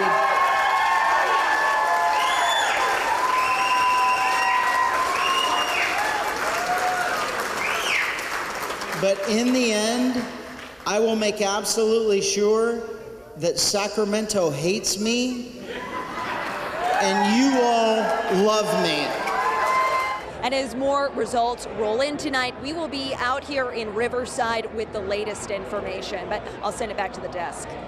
Okay, well, let's bring in our analysts. We've got Democratic strategist Andrew Acosta and Republican strategist Nick Merman. Nick, he wants to make sure that Sacramento hates him, huh? More fighting words, all right. Sheriff Bianco isn't going anywhere, right? He has spent, since he was elected Riverside County Sheriff in 2018, he's been making waves in conservative circles, sticking it to Governor Gavin Newsom, and I'm sure he's going to continue to do just that to whoever the next governor is from his perch in Riverside County. Andrew, what have you made of these speeches? I've not heard, I think Antonio Villaraigosa was the one who actually released a statement and kind of said, hey, you know what I mean, congrats to them. These other speeches have been very kind of, I guess people just kind of making their points and making sure kind of driving in their thoughts about where things should be and ought to be. Well, it's clear some of these people are not getting off the stage. They're going to figure out, you know, Matt Mahan's a young guy. He's definitely been making a name for himself, you know, bucking Sacramento at times. You know, the sheriff in Riverside County, he's got an easy thing to do. He just gets to get up and point at Sacramento and say, look, it's broken, and he'll continue to do that. You know, I don't know where Steyer landed with this speech. You know, I never really got the sense of where he was going with it. So, you know, there was a time when, you know, in the old days before I had gray hair, when you lost a race, you would call and concede, and, you know, congrats to the other people. That's kind of what we did. You know, I don't know if those days exist anymore. I have to ask you, especially as you're watching some of these speeches tonight, how do you think Republicans are feeling here in the state of California? You know, Steve Hilton has made it kind of a, like, this is our chance, folks. If you miss it, you know, we really have to wait another 4 years before we have this type of chance again. How are Republicans feeling tonight? Yeah, Steve is overperforming right now based on where we're at in the count. I think Republicans are feeling really good about making sure that they have a candidate getting through to the top 2 in November. And that's really important, not just for Republican voters, but for down ballot, down ticket Republican candidates. Folks in the state assembly, folks in the state senate, candidates running for county office and city council on the conservative side. You need that draw at the top of the ticket to turn out voters on your side. If it's a D on D election in November, it's the down ballot Republicans who are going to suffer from that. Because Steve has got as good of a shot as any Republican statewide, which is not fantastic, right? But if he can draw people to the polls, drive people out, that's going to bode well for folks further down the ticket, and it's also going to bode well for initiatives that need Republican votes on the yes or no side. Do you think frustration, for lack of a better word, being the great equalizer here, playing an advantage for Republicans in this case, where everyone in California, so many people are just feeling frustrated by the high prices, by the challenges of housing, childcare, healthcare, that can cross party lines. Do you think that that is helping them, just how voters are feeling? Absolutely. I mean, anger is a great reason to go vote, right? When you're angry at the system, you're angry at the incumbent, you're angry at Sacramento, that's a great reason to roll out of bed and drop your ballot off. The problem is, on the Republican side, is do they have the resources to tell that story? Do they have the money that they need to go out and tell people This is the fault of the Democratic establishment. This is the fault of the Democratic machine in Sacramento. They haven't had those types of resources in 20 years. I don't know if this is going to be the year that they have that. Let me ask you, what do Democrats want to see? Do they want a D on D ticket, or do they want this ticket where you take on a Steve Hilton? And do you have to be careful what you ask for? Well, I think it depends on what Democrat you talk to. I mean, I think there's some that would love to see a Democrat versus Democrat to really have a discussion about what do we need to do differently, if anything. You know, what's working, what's not working. And if it was Hilton, if it was Steyer and Becerra, it would be an interesting conversation, right? Because they're clearly on a lot of issues, they're not aligned. You know, most Democratic races, it's like shades of vanilla. You know, but this one would definitely be some. They would have a serious conversation about taxes, utility companies, all the rest of it. But if it's Hilton and Becerra, it'll fall into sort of national politics. It's very nationalized, right? And that's kind of where we are. Affordability is a big issue. We hear it from voters. We hear it in the polls. And at some point, Becerra will have to come forward with substantive policy ideas on what to do next, because there's going to be a long list of problems facing the next governor, from structural budget deficits to under-enrollment in schools to hospital closures, all these things that we know are happening potentially. So he's not going to have much of a honeymoon if he does get elected, and people are going to want to see answers pretty quickly. Is that your ideal matchup, Steyer Becerra, strategically speaking? I don't know if I have an ideal matchup. I mean, I think at times it's nice to have a little bit of disruption. You know, we've seen disruption in Sacramento before. Arnold Schwarzenegger came to town. We talked a little bit about this. You know, that was very disruptive. So occasionally it's nice to shake things up. We have too many Democrats in the legislature. When I first started, the House was 40-40 in the state assembly in 1994. That was a long time ago where we are today. So having these conversations and making Democrats have to go, talk to voters from both parties at times is a good thing. Okay. All right. Well, we are going to continue the conversation right after this break.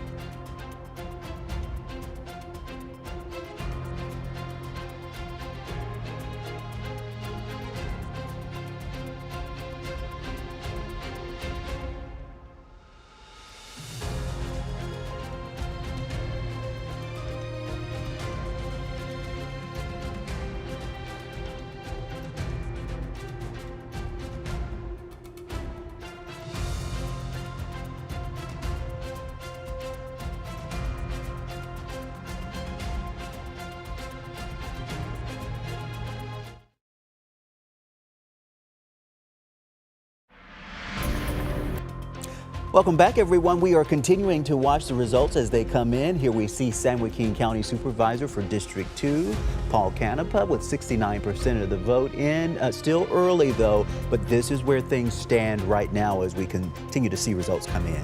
Yeah, some more early results right now. San Joaquin County Supervisor, District 4, we are seeing Stephen Ding with 58% of the vote so far, and Travis Castle. And we're moving on to, can't quite tell here, San Joaquin County Assessor. We have Steve Becerra, 69%, I believe he is the incumbent. We have Zachary Avalar at 31%.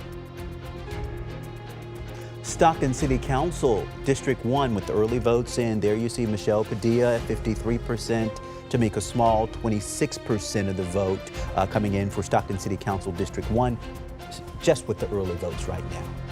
In Stockton City Council District 3, Michael Blower at 45% of the early votes right now. Jessica Tacoli, 40%. Joel Veltri at 10%. And Stephanie Alfaro at 5%. Stockton City Council District 5, Brando Villapadura at 38%, Desiree Lynch 28%, Mary Elizabeth at 16%. There you see again, these are still early votes coming in, but you see the results there on your screen. We do thank you so very much for joining us here on the ABC10 app as we are watching results come in throughout the night. We are not done. We've got much more to talk about. Please stay with us anytime, any day, right here on the ABC10 app. Have a great night.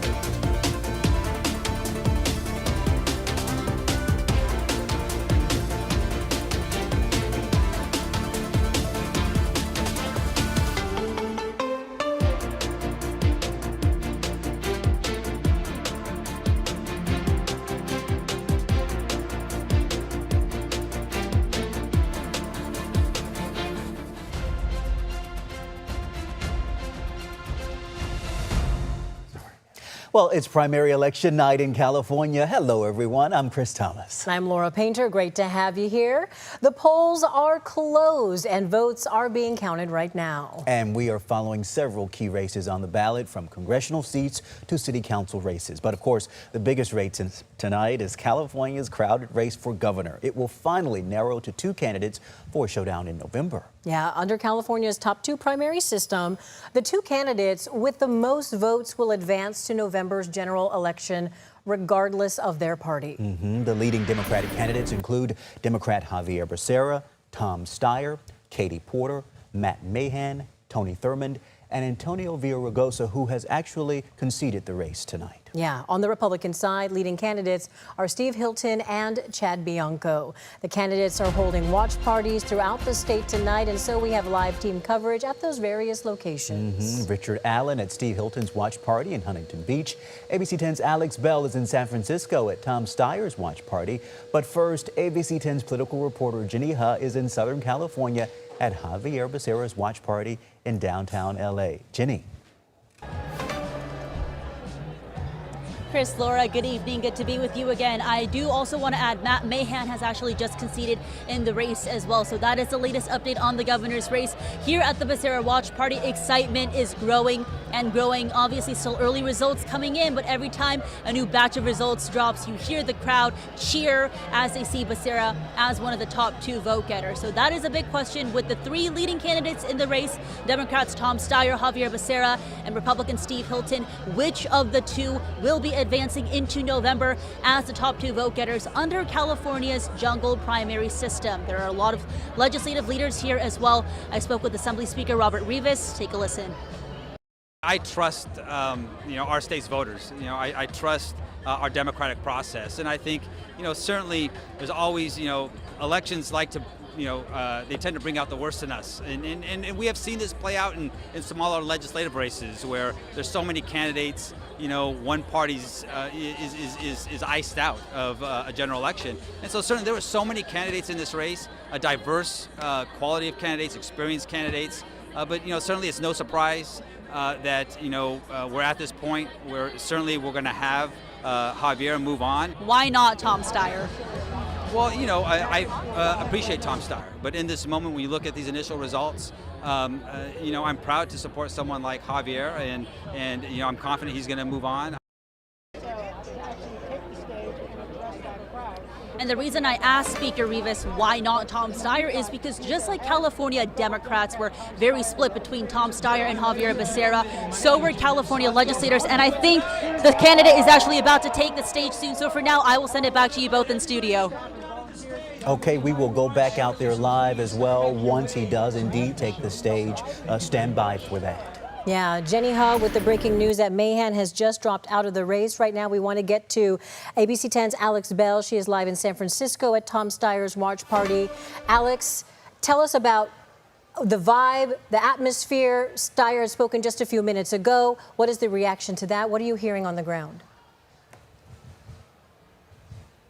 Well, of course, we just heard from Tom Steyer just a few minutes ago, and of course, when he took the stage, a lot of cheers, a lot of clapping. And I also want to mention that he walked out to Tom Petty's song called I Won't Back Down. So I think that really tells you everything that you need to know about this speech. Really, he focused on a few things. One thing being the wealth gap widening in California. He really honed in on, look, Californians cannot afford to live in California anymore. He said that his vision is that the wealthy should pay their fair share, not out of charity, but by law. Another thing that he mentioned is, look, all the corporations that spent millions to defeat him in this race. He said the corporations were scared of him. They threw millions into the race to really try to stop him. And it wasn't anything personal, he said. He says that the corporations really knew what he could do. But overall, his message tonight is, look, the votes won't be counted. They won't be counted in full for a couple of days or weeks. He says that he's an optimist, so he is just going to remain optimistic, and he is not backing down tonight. He's going to wait for those numbers to come in. But again, we just heard from him. He just did a round with the crowd right now. He's been shaking a lot of hands, getting out there at his watch party tonight. I'll have more for you coming up just a little bit later. Live in San Francisco, Alex Bell, ABC 10. Okay, we understand that Steve Hilton is now walking up to the podium, and we do want to see if we can go out live to Steve Hilton to hear what he will say tonight, as he has had a pretty good showing as the results are coming in. He has been in the top spot throughout most of the night, he and Xavier Becerra. And so here you see Steve Hilton taking the stage live there on your screen, preparing to address the crowd that has gathered there in Southern California to hear from their candidate. Remember, this is the candidate who was endorsed by President Donald Trump very early on. Some questioned what the impact of that would be here in California. Tonight, he appears to be at least one of the people who will be heading to the race in November. Let's listen in. Well, you've been there right from the beginning. So you got all the gear. Thank you so much. Thank you very much. We're not quite there. He's got a hat saying Governor Hilton. That's November, right? So about a week ago, when we were planning this event, I wanted to put a message on the stage here. And I wrote these words, and I thought, is that a little premature to write the words, change is coming? I don't think so, because change is coming. Change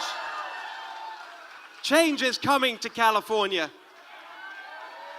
Change is coming to California, and it's long overdue.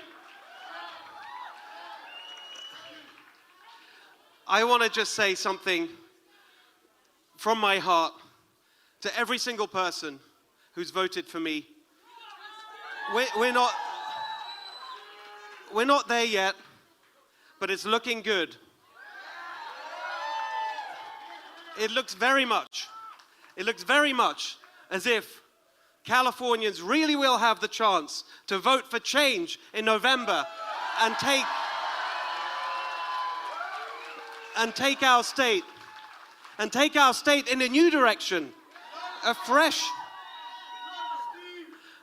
start for our state, which is long overdue. But I just want to say something to every single person who voted for me, and every single person who voted in this election, whether you voted for me or not.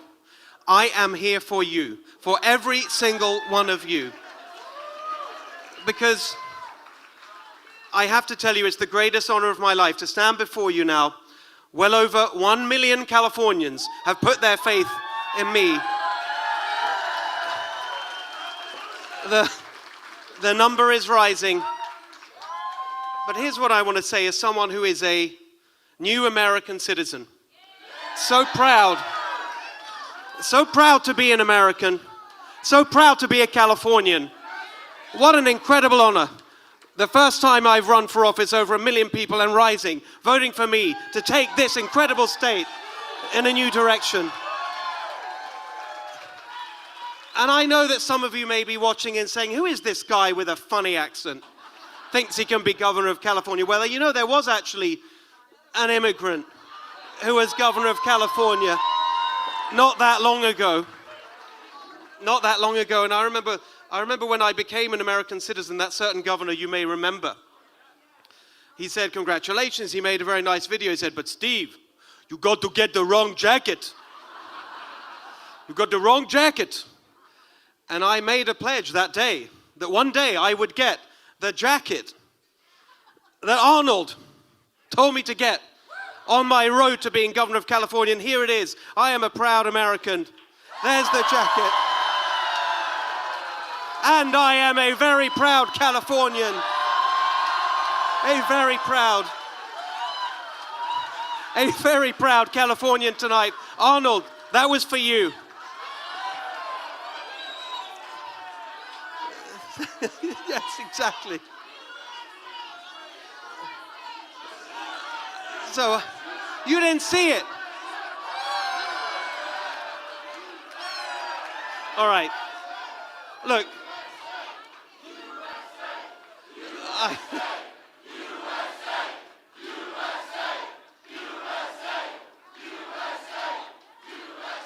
And California. So I've been traveling this state for the last year. We started off a scrappy little startup just a handful of rebels believing that this state could be better than it is today. We're already the best place in the world, no question about that. There's nowhere better than California. But we all know that this state has gone off track and we need to get it back on track. And I've seen the struggle that Californians are facing today. That is the word, and it's a very sad thing to say about our beautiful state. And I've been on the road and doing hundreds of events and the town halls and all the people that come, and I see it in your eyes, the struggle of running a small business, the struggle for working people in California.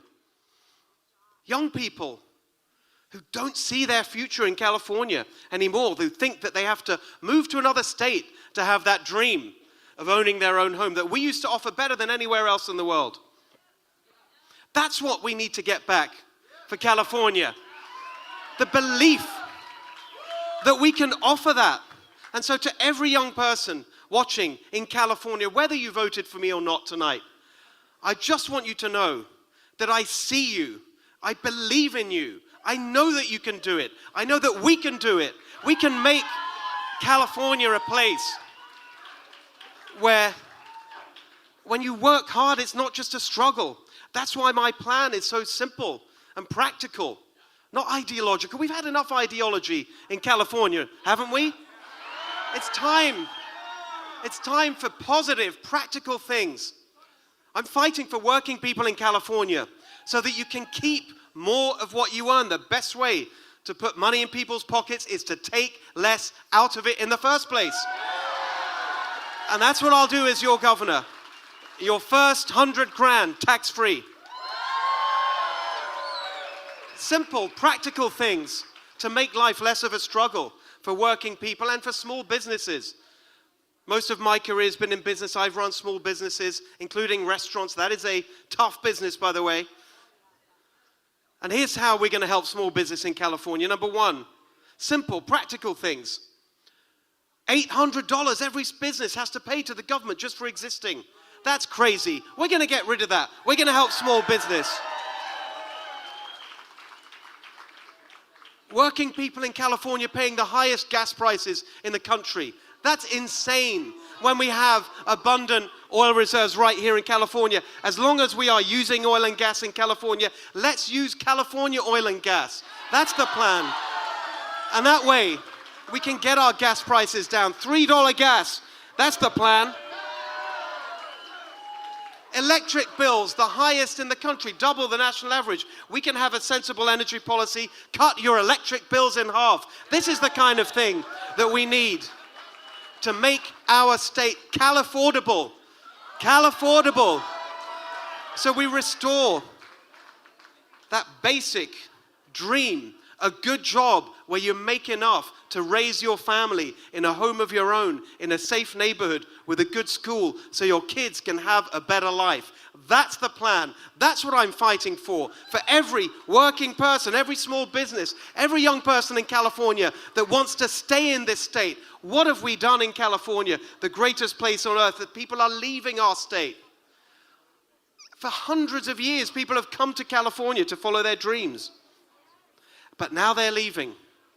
Well, that's what we're going to turn around. We are going to make California the best place in the world to start and run a business, to start and raise a family. This is the place. This is the place. This is the place where we're going to make that happen. And it's not just for all of us in California, not just for everyone in our state, our friends and neighbors, our families who are looking for a better life, that dream of a better life. It's actually really important for our country. Here's something you may have heard me say many times, and I'm going to say it tonight to everybody. This is not just any other state. California means to America what America means to the world. We have a responsibility to revive California, so it is once again that symbol of everything that is great about our nation.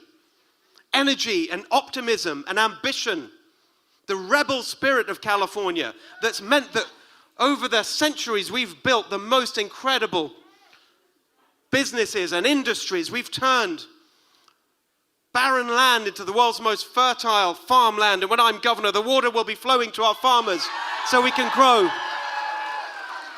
the healthy food that's going to make our country and the world healthy again. Los Angeles, from a desert to the entertainment industry that turned the world into a place of joy and creativity. We're going to save our entertainment industry. We're going to bring Hollywood home. We are going to make every business, small, medium, every sector. That's who I'm fighting for.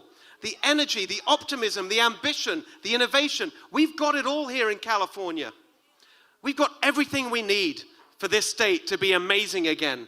We've got the most magnificent natural beauty. We've got the best weather.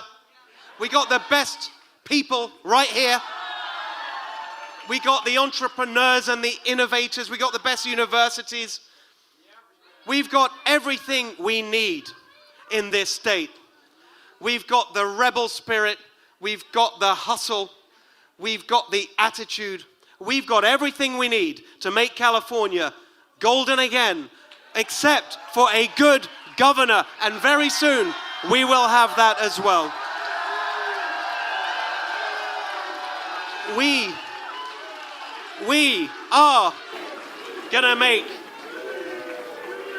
are gonna make that change happen. Change is coming. Change is coming to California. Change is coming.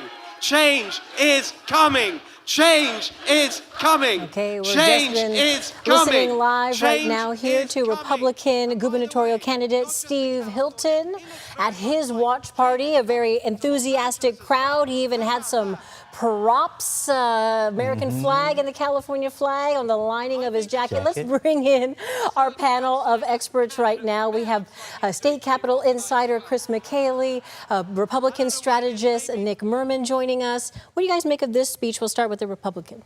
Well, you're hearing a guy who thinks that he already won the primary, right? And things are looking really good for Steve Hilton right now. He didn't mention Trump. He didn't mention being a Republican. He's talking about fixing California, making California more affordable, restoring the California dream. He's already making that pivot to the center that he needs to make in order to be successful and trying to shed that Republican messaging that he's been hammering for the last year, trying to win a Republican primary. Chris, he didn't mention Republicans, but he did mention the last Republican who was governor. Yes, he did. Is Steve Hilton the governor? And should Democrats be afraid of him? I think he's very different from Arnold Schwarzenegger. But I think more importantly, he's going to face an overwhelming Democratic electorate. We haven't had a Republican elected statewide in the last 2 decades. So he's got a definitive uphill battle ahead of him for November. I'll ask you that same question. Is he the governor, and should Democrats be afraid? Steve Hilton is not Arnold Schwarzenegger. Let's make that very clear. Arnold Schwarzenegger was probably the most famous person in the world when he ran for governor over 20 years ago. But what Steve brings is real policy chops. He understands the issues, and he has an effective way of communicating that with voters. He just needs the resources in order to get in front of people. That's going to be the big question. Not the next Reagan? That might be digging deep. Probably not the next Reagan. Let's talk about money in this race, because you talk about resources, right? You had a candidate like Tom Steyer spent close to $200 million of his own money to try and get there on the ticket in November. We'll see how this all shakes out. But what do you think funds have done in this race? And it just goes to show money only goes so far, right? Yeah, I mean, historically, California voters have not been enthusiastic about those who try to self-fund hundreds of millions of dollars. He's well over 200, about 225 so far. The highest before that was Meg Whitman, about 144 million. We had other people like Al Checky, Steve Poizner, none of whom made it into office. Poizner eventually got elected insurance commissioner, a much lower office than governor. But so far, those self-funded candidates haven't been very successful with the California electorate. Yeah, money can't buy you love, and it can't buy you the governor's mansion either. I like it. We're getting a lot of little catchphrases. We've been talking for a couple of hours now, so we're really getting into a groove. I want to dig a little bit deeper into, you speak of money, right? And you mentioned Tom Steyer. of course, blowing everyone out of the water with his own funding. But should it be Hilton and another Democrat in the November runoff here? Do you envision any other money outside of California being pulled to back the Republican? They have some space to make up in this funding. Well, I think, to be fair, Nick's probably the better one to speak about national Republican dollars coming in.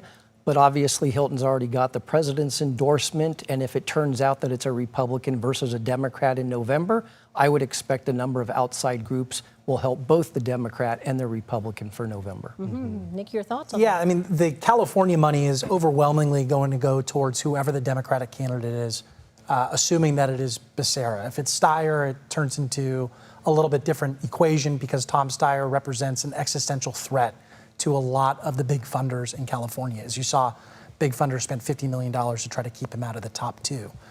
Steve has the opportunity and the ability to pool resources from outside of California, given his extensive national network and his relationship with folks in the White House. What's going to dictate that, though, is the polling. Is there a path to victory for Steve Hilton? If there is, I would expect major resources to come in. But if that polling doesn't look very good at the end of August, beginning of September, he's going to be on his own. But he's shown the ability to raise serious funds inside California and small dollar donations across the country already. Okay, the conversation is just getting started. I want to set the stage for you about what to expect tonight. We are expecting to hear from Xavier Becerra any moment now, so stick around. We're back right after this.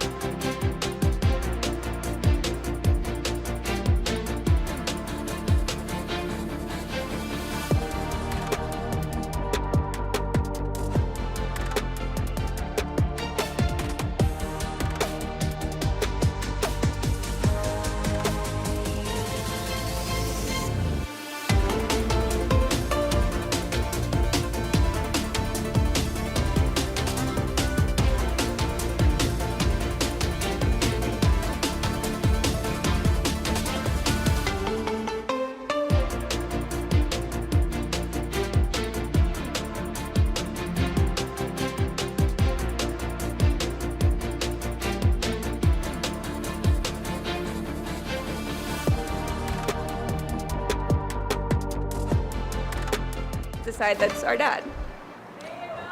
Welcome back. Let's take a live look at the Xavier Becerra watch party down in LA. These are his daughters speaking to the crowd right now, and you know what that means. You can bet who is coming up next. They're probably going to get ready to introduce Dad any moment now, and so we do have a live crew down there. Let's take a listen in if we can. They are so worn out that my mom has to throw them away. It's true. The side of him that quotes the movie Interstellar, specifically the scene where the main character is facing dire circumstances and is told by a robot, "It's not possible." To which he replies, "No, it's necessary." I know the side of him that when I was navigating a difficult situation, I went to my dad and said, "What do I do?" And he said, "You know what's right." And I did. He's taught us to work hard, to lead with integrity, and to trust our intuition. You know him as a fighter and a leader, and he is both of those things. He has more than 30 years of hard-earned experience. Hard-earned. He is also a down-to-earth man who puts his family first and never forgets where he came from, what his roots are. And that's how we know, amongst us, about how he shows up for us and how he will show up for you as governor. California and this country, we're all at a pivotal moment. We need a leader who has experience, who fights for the hardest working and the lowest paid. We know our dad, and we know that as your governor, he won't be intimidated by what some might think is impossible. Okay, let's stand by because we are going to take you live there as soon as Xavier Becerra takes the stage. But I do want to go over to our very own Walt Gray because he's standing by with the other thing that you want to see, and that is the results. Walt, what are you seeing so far?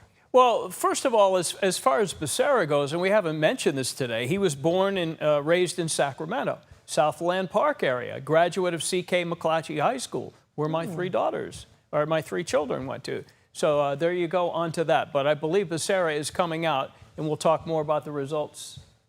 He's talking to his daughters, okay? Yeah, I'm told that he's embracing his daughters, thanking them for that beautiful introduction. So if we can, let's go back out live to him now as he is now taking us. Let's take a listen.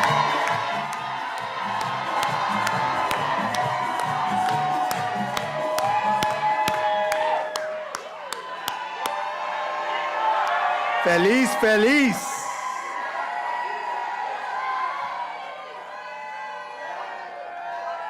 Primeramente, if I can begin by first saying to Carolina, Clarissa, Olivia, and Natalia, thank you so much. Gracias. Thank you to my family.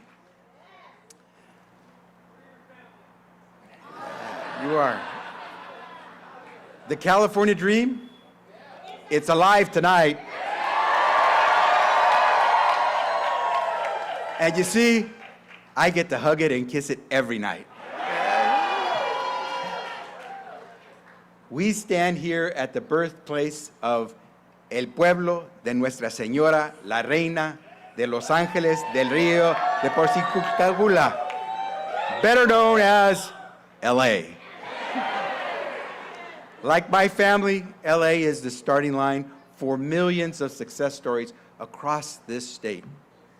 And here in Hollywood's hometown, we love a good underdog story. So I got one for you. Se puede. Two immigrants, $12 and a dream. They came to California in pursuit of a better life. A construction worker and a clerical worker. They faced long odds, hard obstacles, doubt and discrimination. But they've got ganas, guts, grit, and game all wrapped up in one. It keeps them putting one foot in front of the other. Cut to 7 decades later, their son, the product of their sacrifice, first in his family to get to a university and get a degree, takes his own leap of faith. He dares to run for California's higher office, the office of governor. A campaign fueled by little more than grassroots support, some sweat equity, and the full faith and confidence that California is always worth the fight. Almost immediately, he's counted out, an afterthought, overlooked by many, outspent by a ton. Even called along the way to drop out and save us all the trouble. Well, guess what? The underdog stayed in the fight. Like my parents, I never gave up. Never stopped putting one foot in front of the other. Never stopped believing in the beacon-like goodness of California. And thankfully, neither did you. Because we know the true miracle of democracy is this. After all the exhausting ads are run, the pundits are spun, and the billionaires try to buy their way in, it's the people, only the people, who get the last word. And tonight, the people of the great state of California, in the greatest nation on earth, have spoken. Loudly and proudly. And while I take nothing for granted, there are lots of ballots left to be counted. It appears that we are on track to advance to November.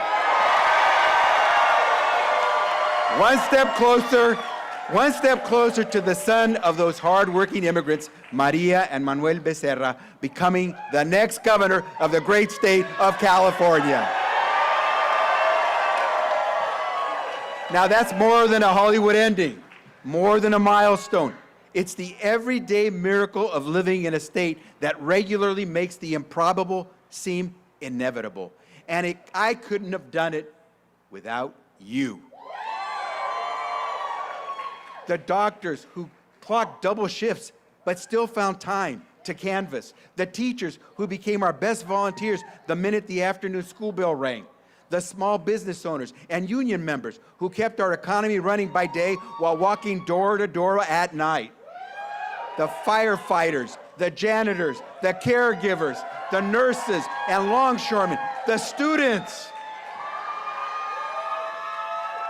Most of all, I wouldn't be here without Carolina, Clarissa, Olivia, and Natalia. You are my superpower. You are my secret sauce. Everything I do for families just like ours who deserve their shot at the California dream. You know, I ran for the job because I know how important California is as a shining light to the world, radiating hope, freedom, opportunity, an unwavering belief in science, public schooling, enterprise, and foundational justice and human rights. California is America on fast forward. It's gleaming spotlights on the better angels of a more perfect union. A preview of an America, not just for the privileged or the partisans, but for all the people, by the people. An economic engine so powerful, so diverse, with more jobs, more capital, more R&D, more GDP. We lift up the entire nation. We are America's center tent pole. But I also know there are powerful forces aligned to darken our light. Distrust, disinformation, division, and distraction. Make no mistake, those forces did not want tonight to happen because their success depends on our failure. The last thing these forces want is a working class governor with a law degree and a union card ready to call them out. They know that I can't be bought. They know I can't be bullied. And they know I will not back down.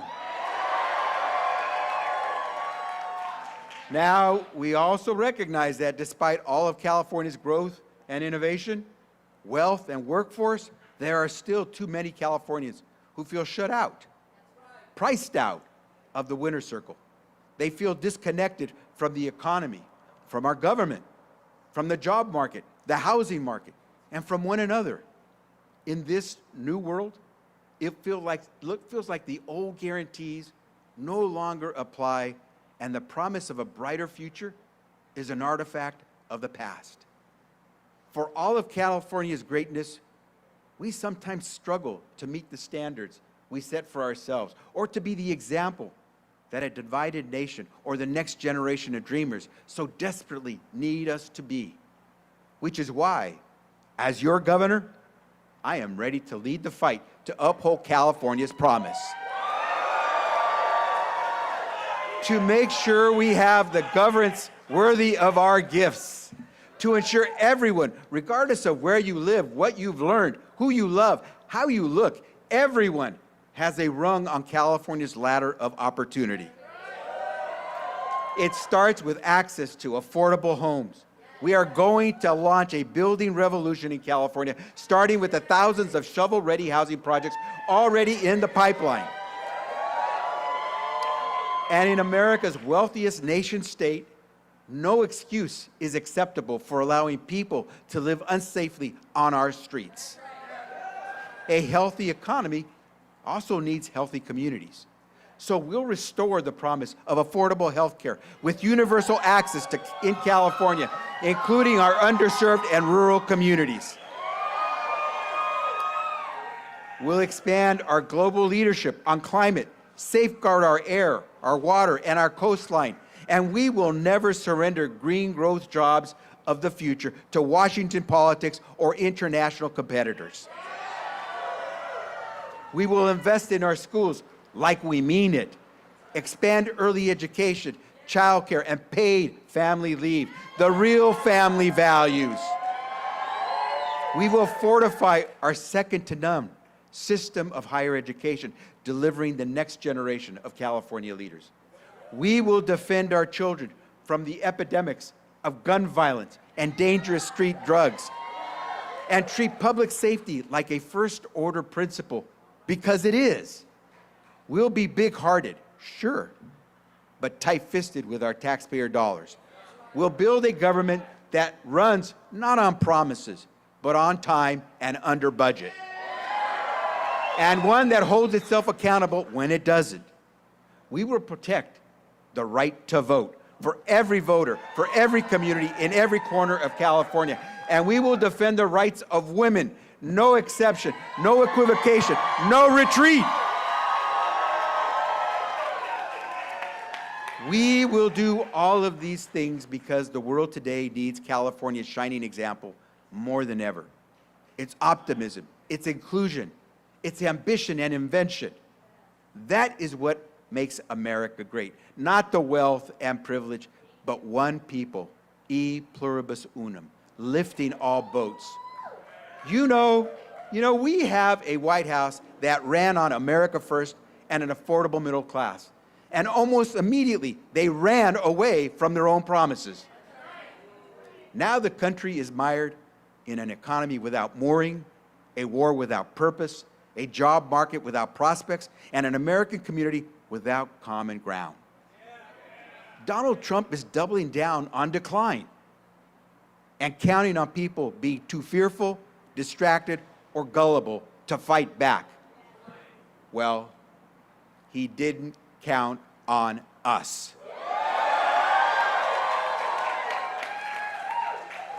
As governor, I will never back down from the threats of small cowards in big offices. I sued Trump more than 120 times before, and I won, and I won, and I won.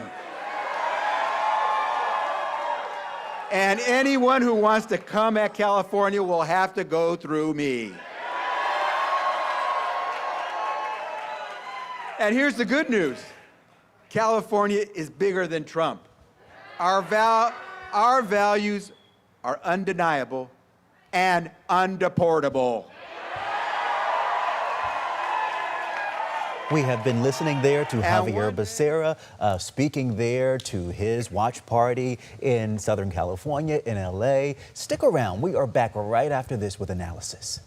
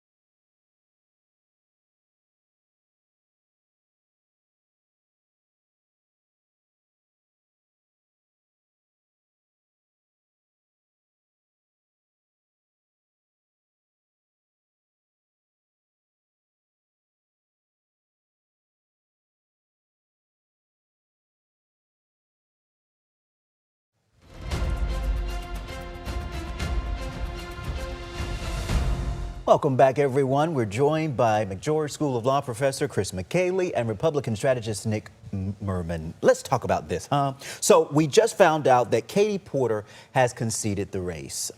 Just moments ago, Matt Mahan conceded as well, and Antonio Villaraigosa also conceded. Why? Because you're seeing the results come in. We have heard now from Steve Hilton, and we also just heard from Xavier Becerra. I want to go to our panelists and get your feeling for what you thought of what you heard from Steve Hilton as well as Xavier Becerra. Well, I think with Xavier Becerra, I think first you heard probably the next governor of California. And also he was clearly speaking to his base, all of the Democratic hot button issues. And I think in turn, Steve Hilton did much of the same, talking about not just workers, but certainly business. But I think Becerra really spoke eloquently to Democratic base because he needs all those folks to turn out in November. Nick, talk to me, because I mean, when we look at this, you know, we heard Steve trying to make the case that change is coming, but then we see Xavier Becerra step out and say that change essentially is here. You know, yeah, what I mean? in the speech that Becerra gave, it's really interesting to compare and contrast that to, I don't know, the angry tirade that Tom Steyer had earlier this evening, which was just an airing of grievances. It was like a Festivus at the Costanza's house, right? Like, just, it was really unbelievable to have this angry white guy just kind of lecture everyone about the evils of corporations and businesses and everyone that came out against him, and contrast that with the Becerra speech, which really is an amazing story. The guy was polling at 4% 8 weeks ago and was asked to drop out of this race, and now, to Chris's point, is likely the next governor of this state. To see the two compare and contrast, you get a sense of why one is winning tonight and one is probably going home in a couple weeks. Right, we really saw Becerra rise after Eric Swalwell had to drop out of the race as well. Any other explanation as to his sudden appeal within these past couple of days, really? The Democratic establishment was looking for a winner, right? Folks thought Eric Swalwell was that guy.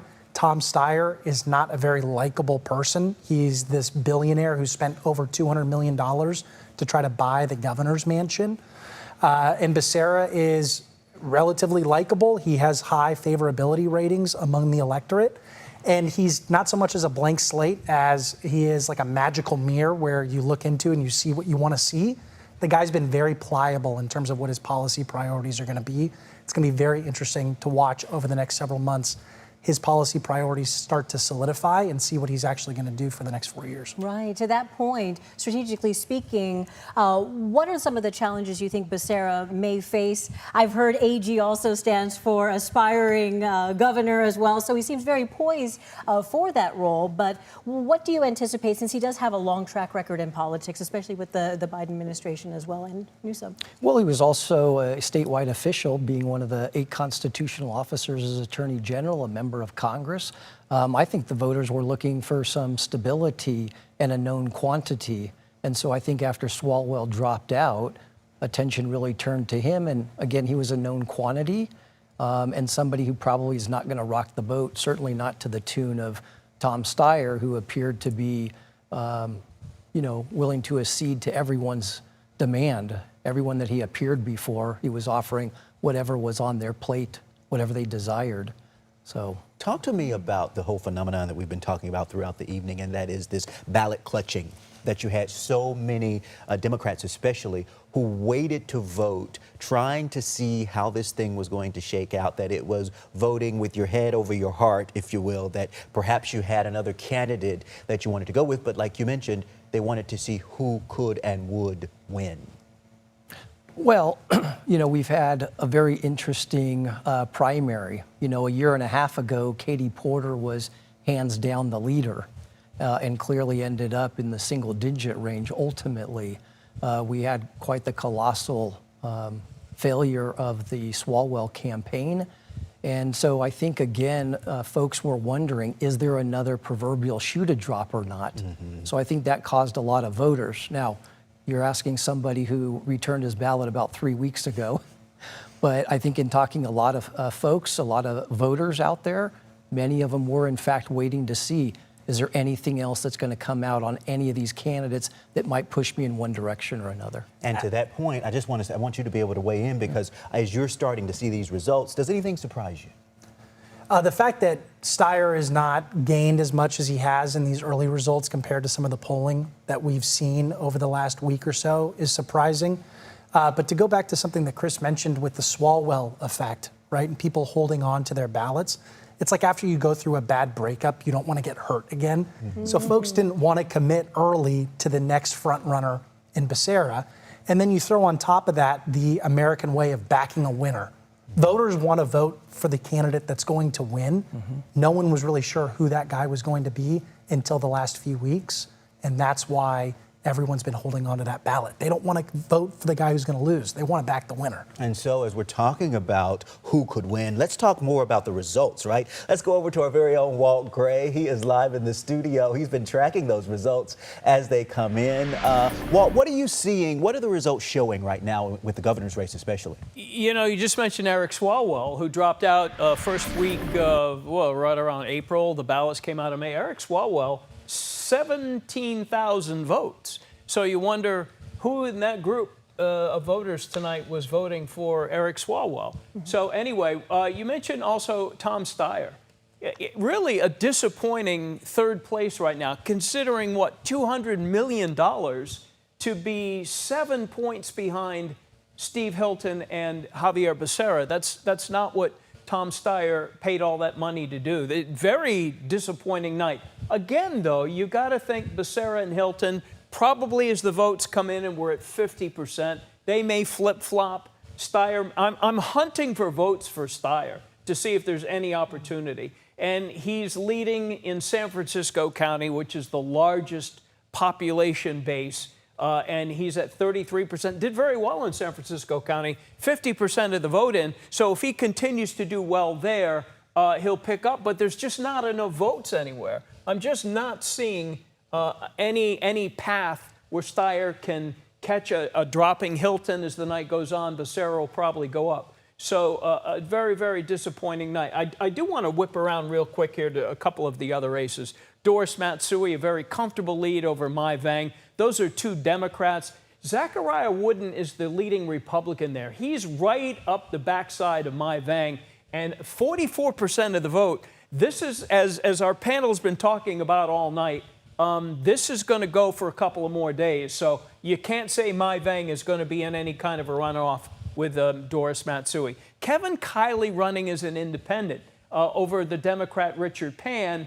A very impressive showing for Kevin Kiley, who probably had no idea how his new district was going to go for him. So obviously you're looking at Kiley probably getting in. You got Pan and Michael Stansfield running in that as well. So I'm going around here. We're just catching up. Tom McClintock won easily. Mike Thompson has a very comfortable lead. Ami Berra holding off the Republican Rob Tucker. This obviously Democrat, they're going to get the top two there rather easily there. And let's go to unexpired CD1, where James Gallagher, who won easily tonight with an homage to Doug LaMalfa, James Gallagher taking a seat. This is all Doug LaMalfa territory, and James Gallagher is the victor in that tonight. So that's what we got here on the touchscreen. I'll be here for a little bit more if you guys need any updates. And we know James Gallagher had been endorsed by LaMalfa's wife in that race as well. Okay, Walt, we thank you for that perspective. Stick around. We're back right after this.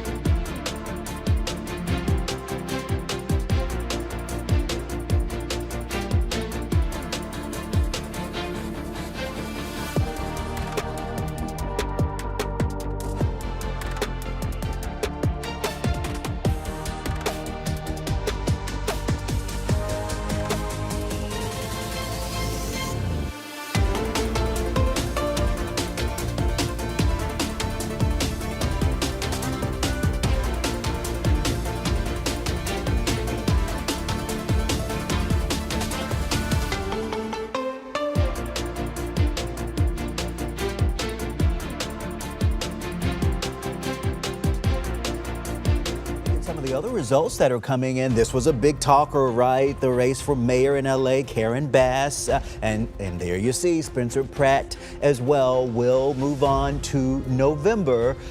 This was one that had gotten a lot of attention because of the AI and some of the ads and some of the conversations that had happened around, of course, the wildfires there in Southern California. And so those are the results, with 48% of the precincts reporting right now in the race for mayor in LA.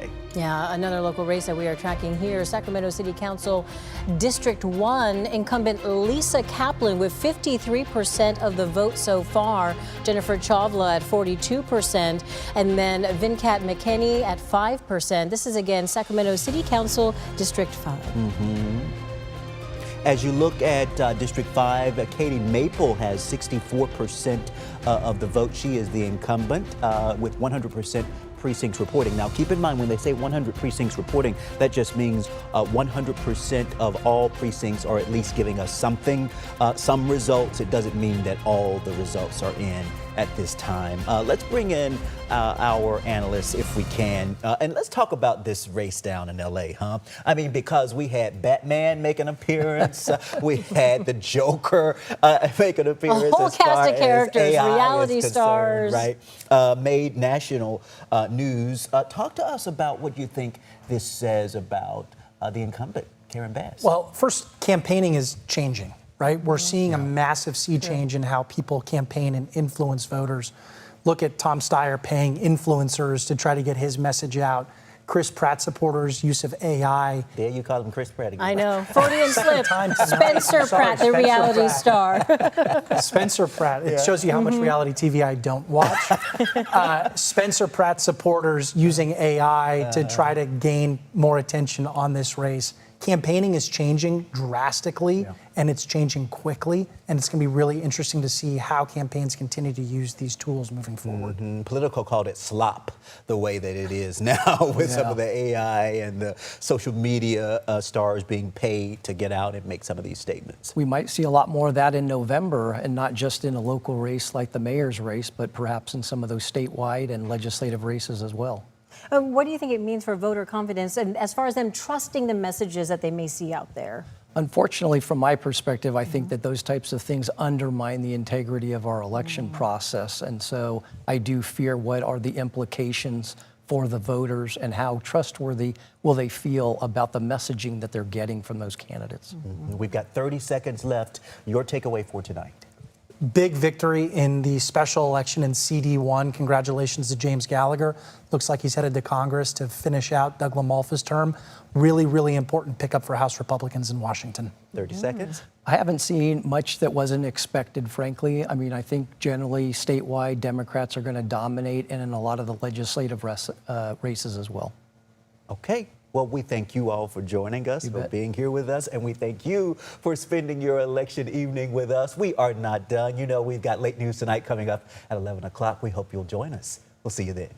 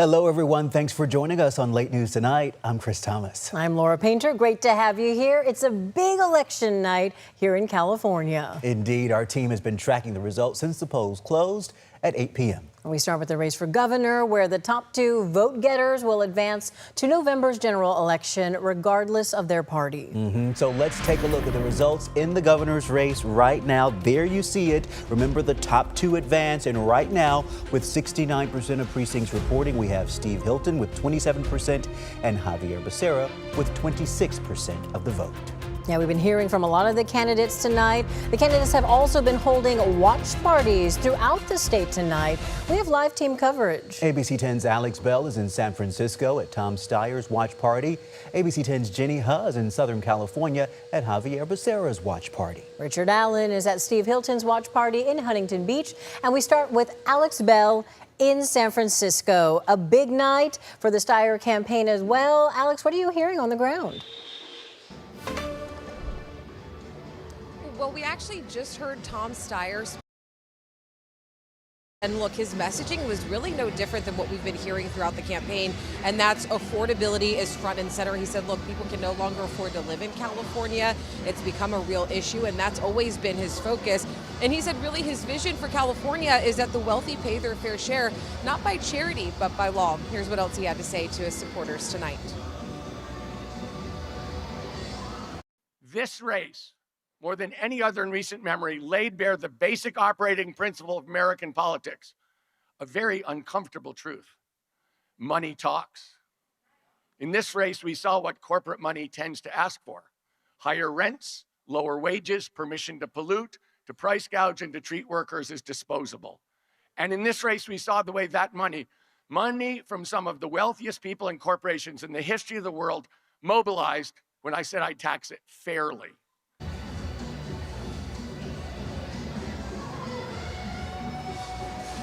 Now you heard him talk about corporations right there. He talked about the corporations like PG&E who have spent millions in ads against Steyer. And he said, look, it wasn't personal. Corporations, he believes, they knew what he could do if he were to be elected. I also want to mention that he walked out to Tom Petty's "I Won't Back Down," and I think that was really the overall vibe and message to his supporters. He's not going to back down. He said, look, they're not just looking at the numbers tonight. Ballots still have to be counted. We know the polls closed just a little bit ago here in California, but they're going to be watching the numbers very closely. But they said do not count them out quite yet. Live in San Francisco, Alex Bell, ABC 10. Okay, quite the fiery speech, Alex, indeed. And like our analyst had said, it's going to take a while for these full results in the top two to be dwindled down here for us. So, Alex Bell, thank you for that update. And don't forget, all top three candidates spoke at their watch parties tonight. Yeah, former Attorney General and former Health and Human Service Secretary Xavier Becerra spoke moments ago. Remember, his daughters and wife were brought up on stage. ABC 10's Jenny Huh is in Los Angeles tonight with the latest. Well, good evening from the Xavier Becerra campaign watch party. As you can hear, the music is very celebratory. The crowd is also cheering and they're very excited. This is very much the mood of the night, as early results show Xavier Becerra as one of the leading candidates, one of the top two leading candidates likely to advance to November. And so even as Xavier Becerra took to the stage to talk, again, the mood was very excited, including support and the presence of many California legislators that made it down to Los Angeles to cheer on the Democratic candidate for governor. Now, in his speech, Becerra really emphasized the immigrant story, how his parents with very little money immigrated to the United States for a better life for their kids and ended up achieving that. Becerra said he really wants to make sure that California dream is available to all families like his. And so he said he is the product of the sacrifice of his parents, and he was once the underdog indeed in this gubernatorial race, but like his parents, never gave up and ultimately made it as one of the front runners to emerge in this race. And he acknowledged lots of ballots to be counted, but again, it looks like he is on track to advance to November. He would be the first Latino governor of California in over 100 years, so this could very much be history in the making. Again, still a lot of ballots to be counted, but the mood is indeed celebratory here in downtown Los Angeles. We'll be tracking all the latest updates in this race to succeed Governor Gavin Newsom. For now, in downtown Los Angeles, Jenny Huh, ABC 10. Okay, Jenny, thank you. For now, we do want to check back in with ABC10's very own Walt Gray, who's in the studio as we speak. Yeah, Walt, this has been an evolving situation. Oh, yeah. You've got a great tool to help dissect the different maps and the results that are coming in. What are you seeing right now? What's really standing out to you as far as like some of the massive changes we're seeing as results come in? Laura, that's an excellent question. You teed me right up because I found what I think is the race of the night, and it's District 6. It's Kevin Kiley, the former Republican, running as an independent, 25.4. Richard Pan, the Democrat, 22.3. Michael Stansfield, the Republican, at 21.8. This is a really tight race. The top two will run off in November, but it could go any which way. We'll continue to watch that. Again, Kiley is an independent, doing very well so far. District 7, Doris Matsui and Mai Vang. A lot of advertising. You couldn't escape it if you're watching television. Doris Matsui with a comfortable lead. The issue is, will Mai Vang have the runoff against Matsui in November,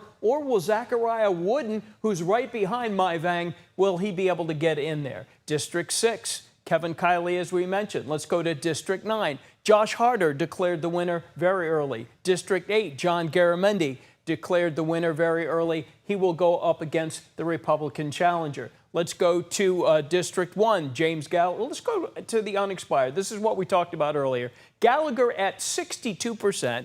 This is Doug LaMalfa's territory. Gallagher doing exceptionally well in that. Lieutenant Governor, Fiona Ma, Gloria Romero, Democrat against Republican. It looks like these two will have a runoff in November. Josh Friday, the Democrat, was the one who was endorsed by Governor Newsom and many other people as well. Superintendent of Public Instruction, Sonia Shaw at 25%. Richard Barrera, it looks like these two will have a runoff in November. Insurance Commissioner, a lot of people spend a lot of time reading the syllabus on this one based on all the insurance woes that California has had in the last few years. Jane Kim and Ben Allen, it looks like they're going to be going 1 and 2 in terms of November. So here we have the big one, the governor of California. Obviously, Steve Hilton now 51%, Hilton 27%.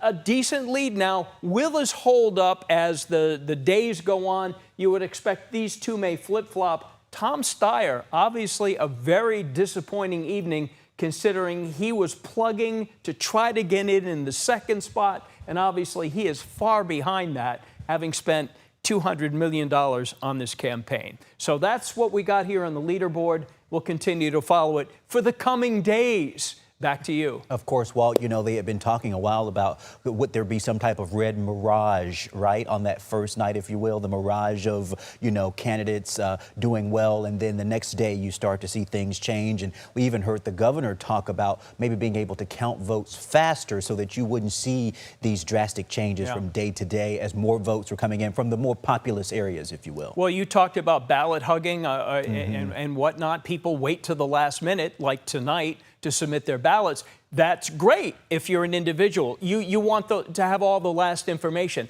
However, it does prolong the tabulation and stretches us on for a couple of 3 days. So people who want final results tonight, everybody's got to vote earlier. Something to keep in mind, right? Yeah. Yep. Okay, our Walt Gray in the studio for us. Thank you, sir. We were talking about Steve Hilton. He had been leading in the polls with Xavier Becerra heading into the primary election. Yeah, Hilton is the prominent Republican candidate in this race, endorsed by President Trump. Let's get you over right now, live to Richard Allen. He's in Huntington Beach at Hilton's watch party tonight. Richard, we saw the speech earlier, a very celebratory mood, it seems like. Set the tone for us there at the watch party.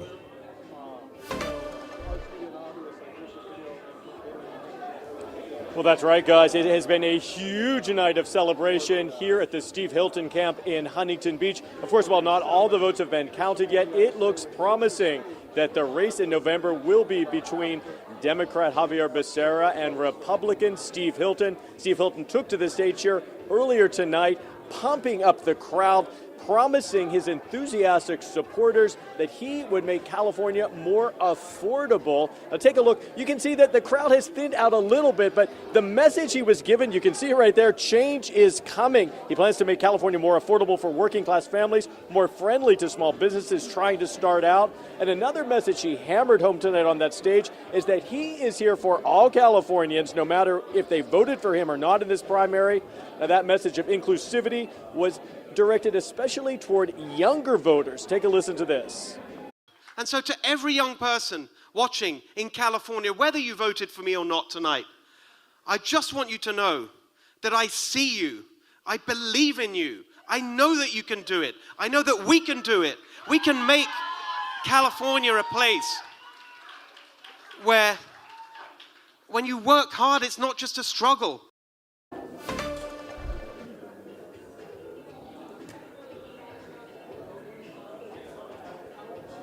And Hilton ended by saying the fight starts tomorrow. But of course, the big question now is, can a Republican win statewide in November? Keep in mind, California has not had a Republican governor since Arnold Schwarzenegger back in 2006. Democrats outnumber Republicans by about 2-1 here in the Golden State. So a lot of questions remain to be answered. Hopefully we'll get some of those answers over the next 5 months as we head to the November election.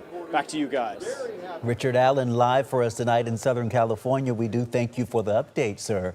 And coming up, we're going to be tracking the congressional races all across the area and what's happening after Prop 50 went into effect. Late News Tonight is back in just 60 seconds.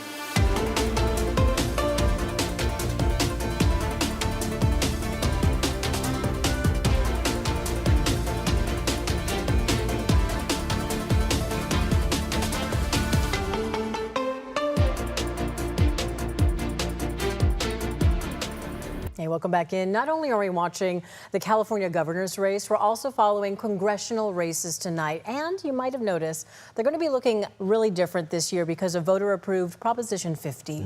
You may remember the measure allowed the state to temporarily use new congressional maps, bypassing California's Independent Redistricting Commission. Supporters, including Governor Gavin Newsom, say the new maps were needed to counter redistricting efforts in Republican-led states like Texas. Opponents called the move a partisan power grab, and legal challenges over the maps are still playing out in court. And our team coverage continues tonight. ABC 10's Becca Hubbecker is tracking District 7, but first we start with ABC 10's Jeannie Nguyen, who's been following District 6, covering parts of Yolo, Sacramento, and Placer County. Jeannie's been following this race closely and is live in Roseville with an update from the top two candidates so far. Good evening, Chris and Laura. You know, right now, Democrat Dr. Richard Pan and Independent Congressman Kevin Kiley are leading this race. Of course, it is still a very close race. Earlier this evening, Dr. Pan addressed his supporters, saying that he was very happy so far with the early results of this election. Meanwhile, here in Roseville, this is where Kevin Kiley had his watch party. It was full of his supporters. The mood was also very positive. His supporters tell me they were also very happy to see the results so far. People are responding. People are really concerned about what's happening in their lives under this administration. So, and they're familiar with the work I've done in the community, getting more people health care coverage. I'll work with the Republicans when they have good ideas. I'll work with the Democrats when they have good ideas. And I'll try to bring the two sides together. And I'll hold both sides accountable as well. And Prop 50 drastically changed the lines of this district, with the old district primarily in the greater Sacramento region. District 6 now spans into areas like Grass Valley, Pollock Pines, Truckee, and South Lake Tahoe. Dr. Pan has spent time in the California legislature and touts lowering the cost of insulin across the state. He's been endorsed by the California Teachers Association. Meanwhile, Congressman Kevin Kiley, the only independent in this race, he was elected as a Republican for Congressional District 3, but changed his party once Prop 50 passed. Kiley has been openly critical of gerrymandering and state issues like the high-speed rail. He has introduced legislation to stop both issues. Now, the party here in Roseville, like I said earlier, it was very packed, full of Kevin Kiley's supporters. The mood was very positive. Again, so far, he is in the lead here in Placer County, while Dr. Pan is in the lead in Sacramento and Yolo counties. Coming in very close in third place is Republican Michael Stansfield. Again, this is a very, very close race. It could go either way. So we'll be keeping an eye on those results. For now, reporting live in Roseville, Jeannie Nguyen, ABC 10. Yeah, District 6, it's a district that has seen a lot of changes because of Prop 50. Thank you for the update, Jeannie Nguyen. Let's turn now to District 7. It also changed under California's Prop 50. Yeah, it includes parts of Sacramento, San Joaquin, and El Dorado counties. ABC 10 Becca Habegger is live now with more on this race. Good evening, Becca. Good evening, Chris and Laura. I'm outside Lock and Key in Midtown Sacramento for My Vang's watch party. It is hopping still in there. There's a DJ. Folks are dancing. It is a joint watch party with Dr. Flo Kofer. She is running for Sacramento County Supervisor District 1. And the energy in there is exciting because both candidates are feeling good. Kofer is ahead in these early results. And My Vang appears potentially poised to head to the runoff with incumbent Congressmember Democrat Doris Matsui, who has represented the district for more than 20 years. You know, My Vang is very excited for these results so far, but it is worth pointing out that Republican Zachariah Wooden potentially could still take over that second place spot. Now, earlier in the evening, we were at Doris Matsui's watch party that was at Sellins on Broadway. Matsui is seeking her 12th term in the U.S. House of Representatives. There were a lot of local electeds there, sort of what one might call the Democratic establishment in Sacramento and beyond. Matsui spoke earlier in the evening before polls even closed because she said she had to catch a red-eye flight to Washington for a vote tomorrow on the War Powers resolution. You know, we asked Matsui about what separates her from what has been considered front-runner opponent, My Vang, this whole race. They're both Democrats. She said her experience is important, especially as she says she believes Democrats will retake the House in November, midterms, and regain powerful positions of leadership on committees. Here's what she had to say and what My Vang said in response. I'm probably one of the most senior members in California now. I'm on Energy and Commerce. You know, Mike Thompson's on Ways and Means. You don't get on those committees and get a gavel unless you've been there, you get the expertise and the experience. I'm looking forward to doing this for Sacramento and the region. It's exciting. If seniority would have saved us, we wouldn't be here in this moment. The Democratic Party has lost to Trump twice because establishment Democrats and Republicans created the conditions for what we have today. And right now, we need bold and courageous fighters who are unapologetic about the issues impacting our working families, and that is what I bring, that is what we bring to this race. Over here at Vang's watch party. As you heard, Vang is promoting herself as a fresh perspective for District 7. She is seeking her first term in Congress. She's a current Sacramento City Council member. She's in the middle of her second term. She's served for about 5.5 years at this point. Vang says she's focused on the cost of living for Californians, saying she and her husband know firsthand what it means to make and live on a budget. Now, again, this is a top 2 primary, so Doris Matsui is poised to go on to November's race. My Vang is hoping she'll be that second place finisher to challenge Matsui, but again, Republican Zachariah Wooden still could take it. We'll be watching to see what the votes tally looks like coming in coming days and weeks. We all know that can take a little bit of time here in California, so I know My Vang, she's feeling good right now, but we will see what the results show in the near future here. For now, I'm Becca Habegger live in Midtown, that is Sacramento, for ABC 10 News. Still very early as the results are coming in. We do thank you for that live perspective. Becca, thank you. Next at 11, we're tracking the races for Sacramento City Council. What you need to know tonight. The name of the game this week is hot and sunny, and that certainly is the case once again tomorrow. We should be in those mid-80s. I've got us in the low to mid-90s. Now I've got the full forecast coming up after the break. Plus, we have an update on the hotly contested race for mayor in LA. You're watching Late News Tonight.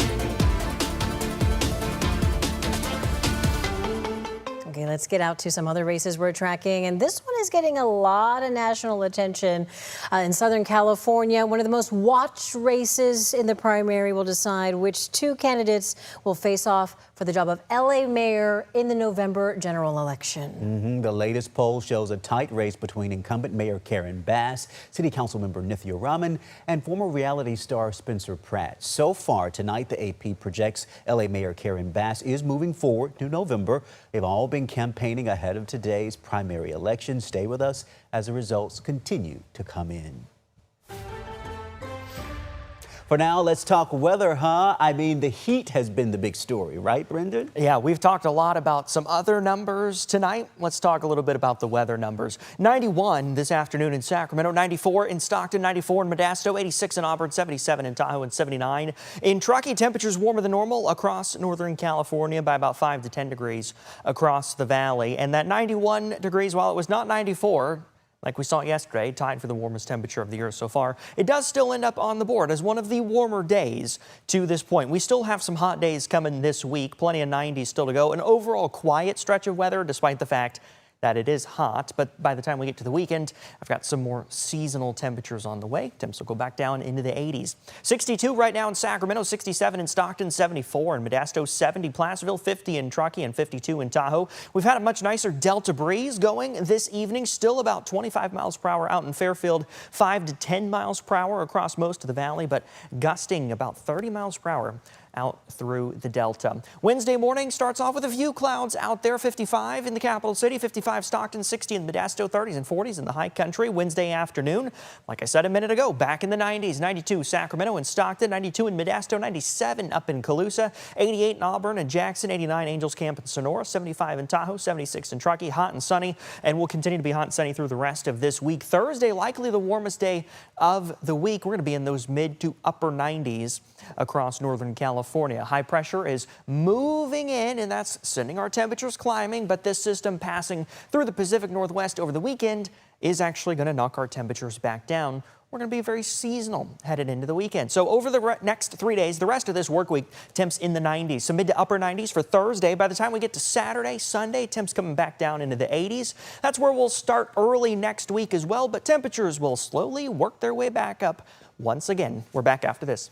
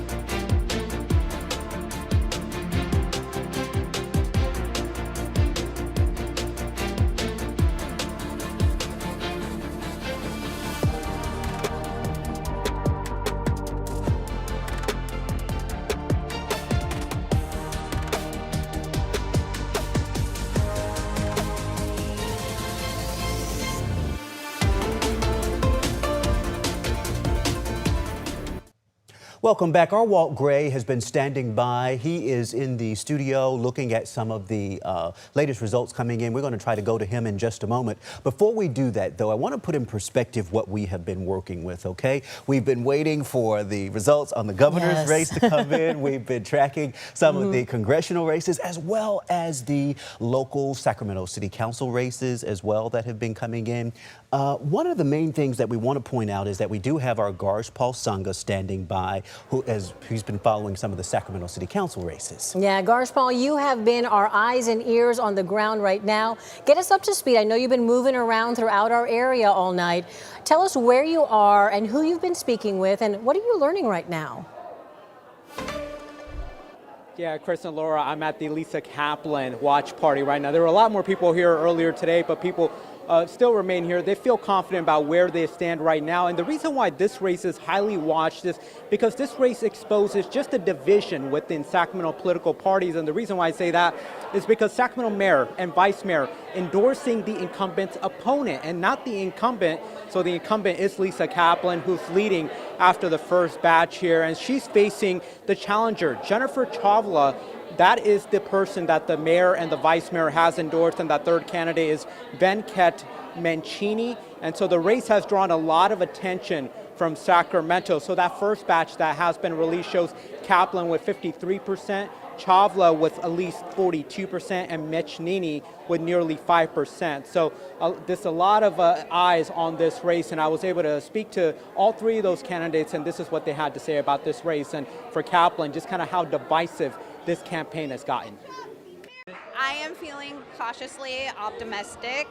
This has been a lot of hard work. It just didn't feel like it was on the issues. It felt like it got personal, and campaigns just shouldn't be that way. We're very confident. We're very strong position, mainly because we know how much support we have. We've had people knocking on doors over and over again for 3 months. It's exciting because I've been doing the campaigning for the past 10 months. And I'm the first time doing this official run. And so all three candidates remain optimistic about their chances, and Kaplan's not celebrating right now. She's optimistic about where things stand right now, but she told me she's not really going to start seeing where she is until next Friday. That is when she'll get a better chance to see just where this race is leading. But tonight, she's leading with 53% after that first batch. The second batch was released, but it was only a little bit, didn't change the race too much. So she's at 53%, Chavla is at 42%, and Venkat at 5%. So we will see how this race is going to go, but it just shows you where things stand right now. We will see how this race pans out over the next few days. Reporting live from Natomas, Garch Paul Sunga, ABC10. Garch Paul, we do thank you for that live update. Okay, let's talk a little sports now, huh? Our very own Kevin John is standing by in the studio now with your sports report. Hey, Kevin. Hey there, Chris. Can you believe it? With all of this going on, we actually did have sports going on tonight as well. Hello, I am Kevin John. We got a lot to get to and a little amount of time, so let's get this party started. We're heading to the Windy City. The A's kicking off a series against the Chicago Cubs. Now here in the top of the third, Nick Kurtz doing Nick Kurtz things. The reigning AL Rookie of the Year belts his third homer in the last 4 games and his 11th on the season. The A's defeat the Cubs 2-1. And listen to this, Gage Jump picks up his very first Major League win. As for the San Francisco Giants, the struggle bus tour continues.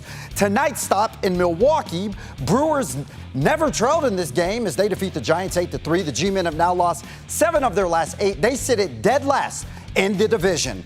And guys, I am out of time. We are right back after this. Don't go anywhere.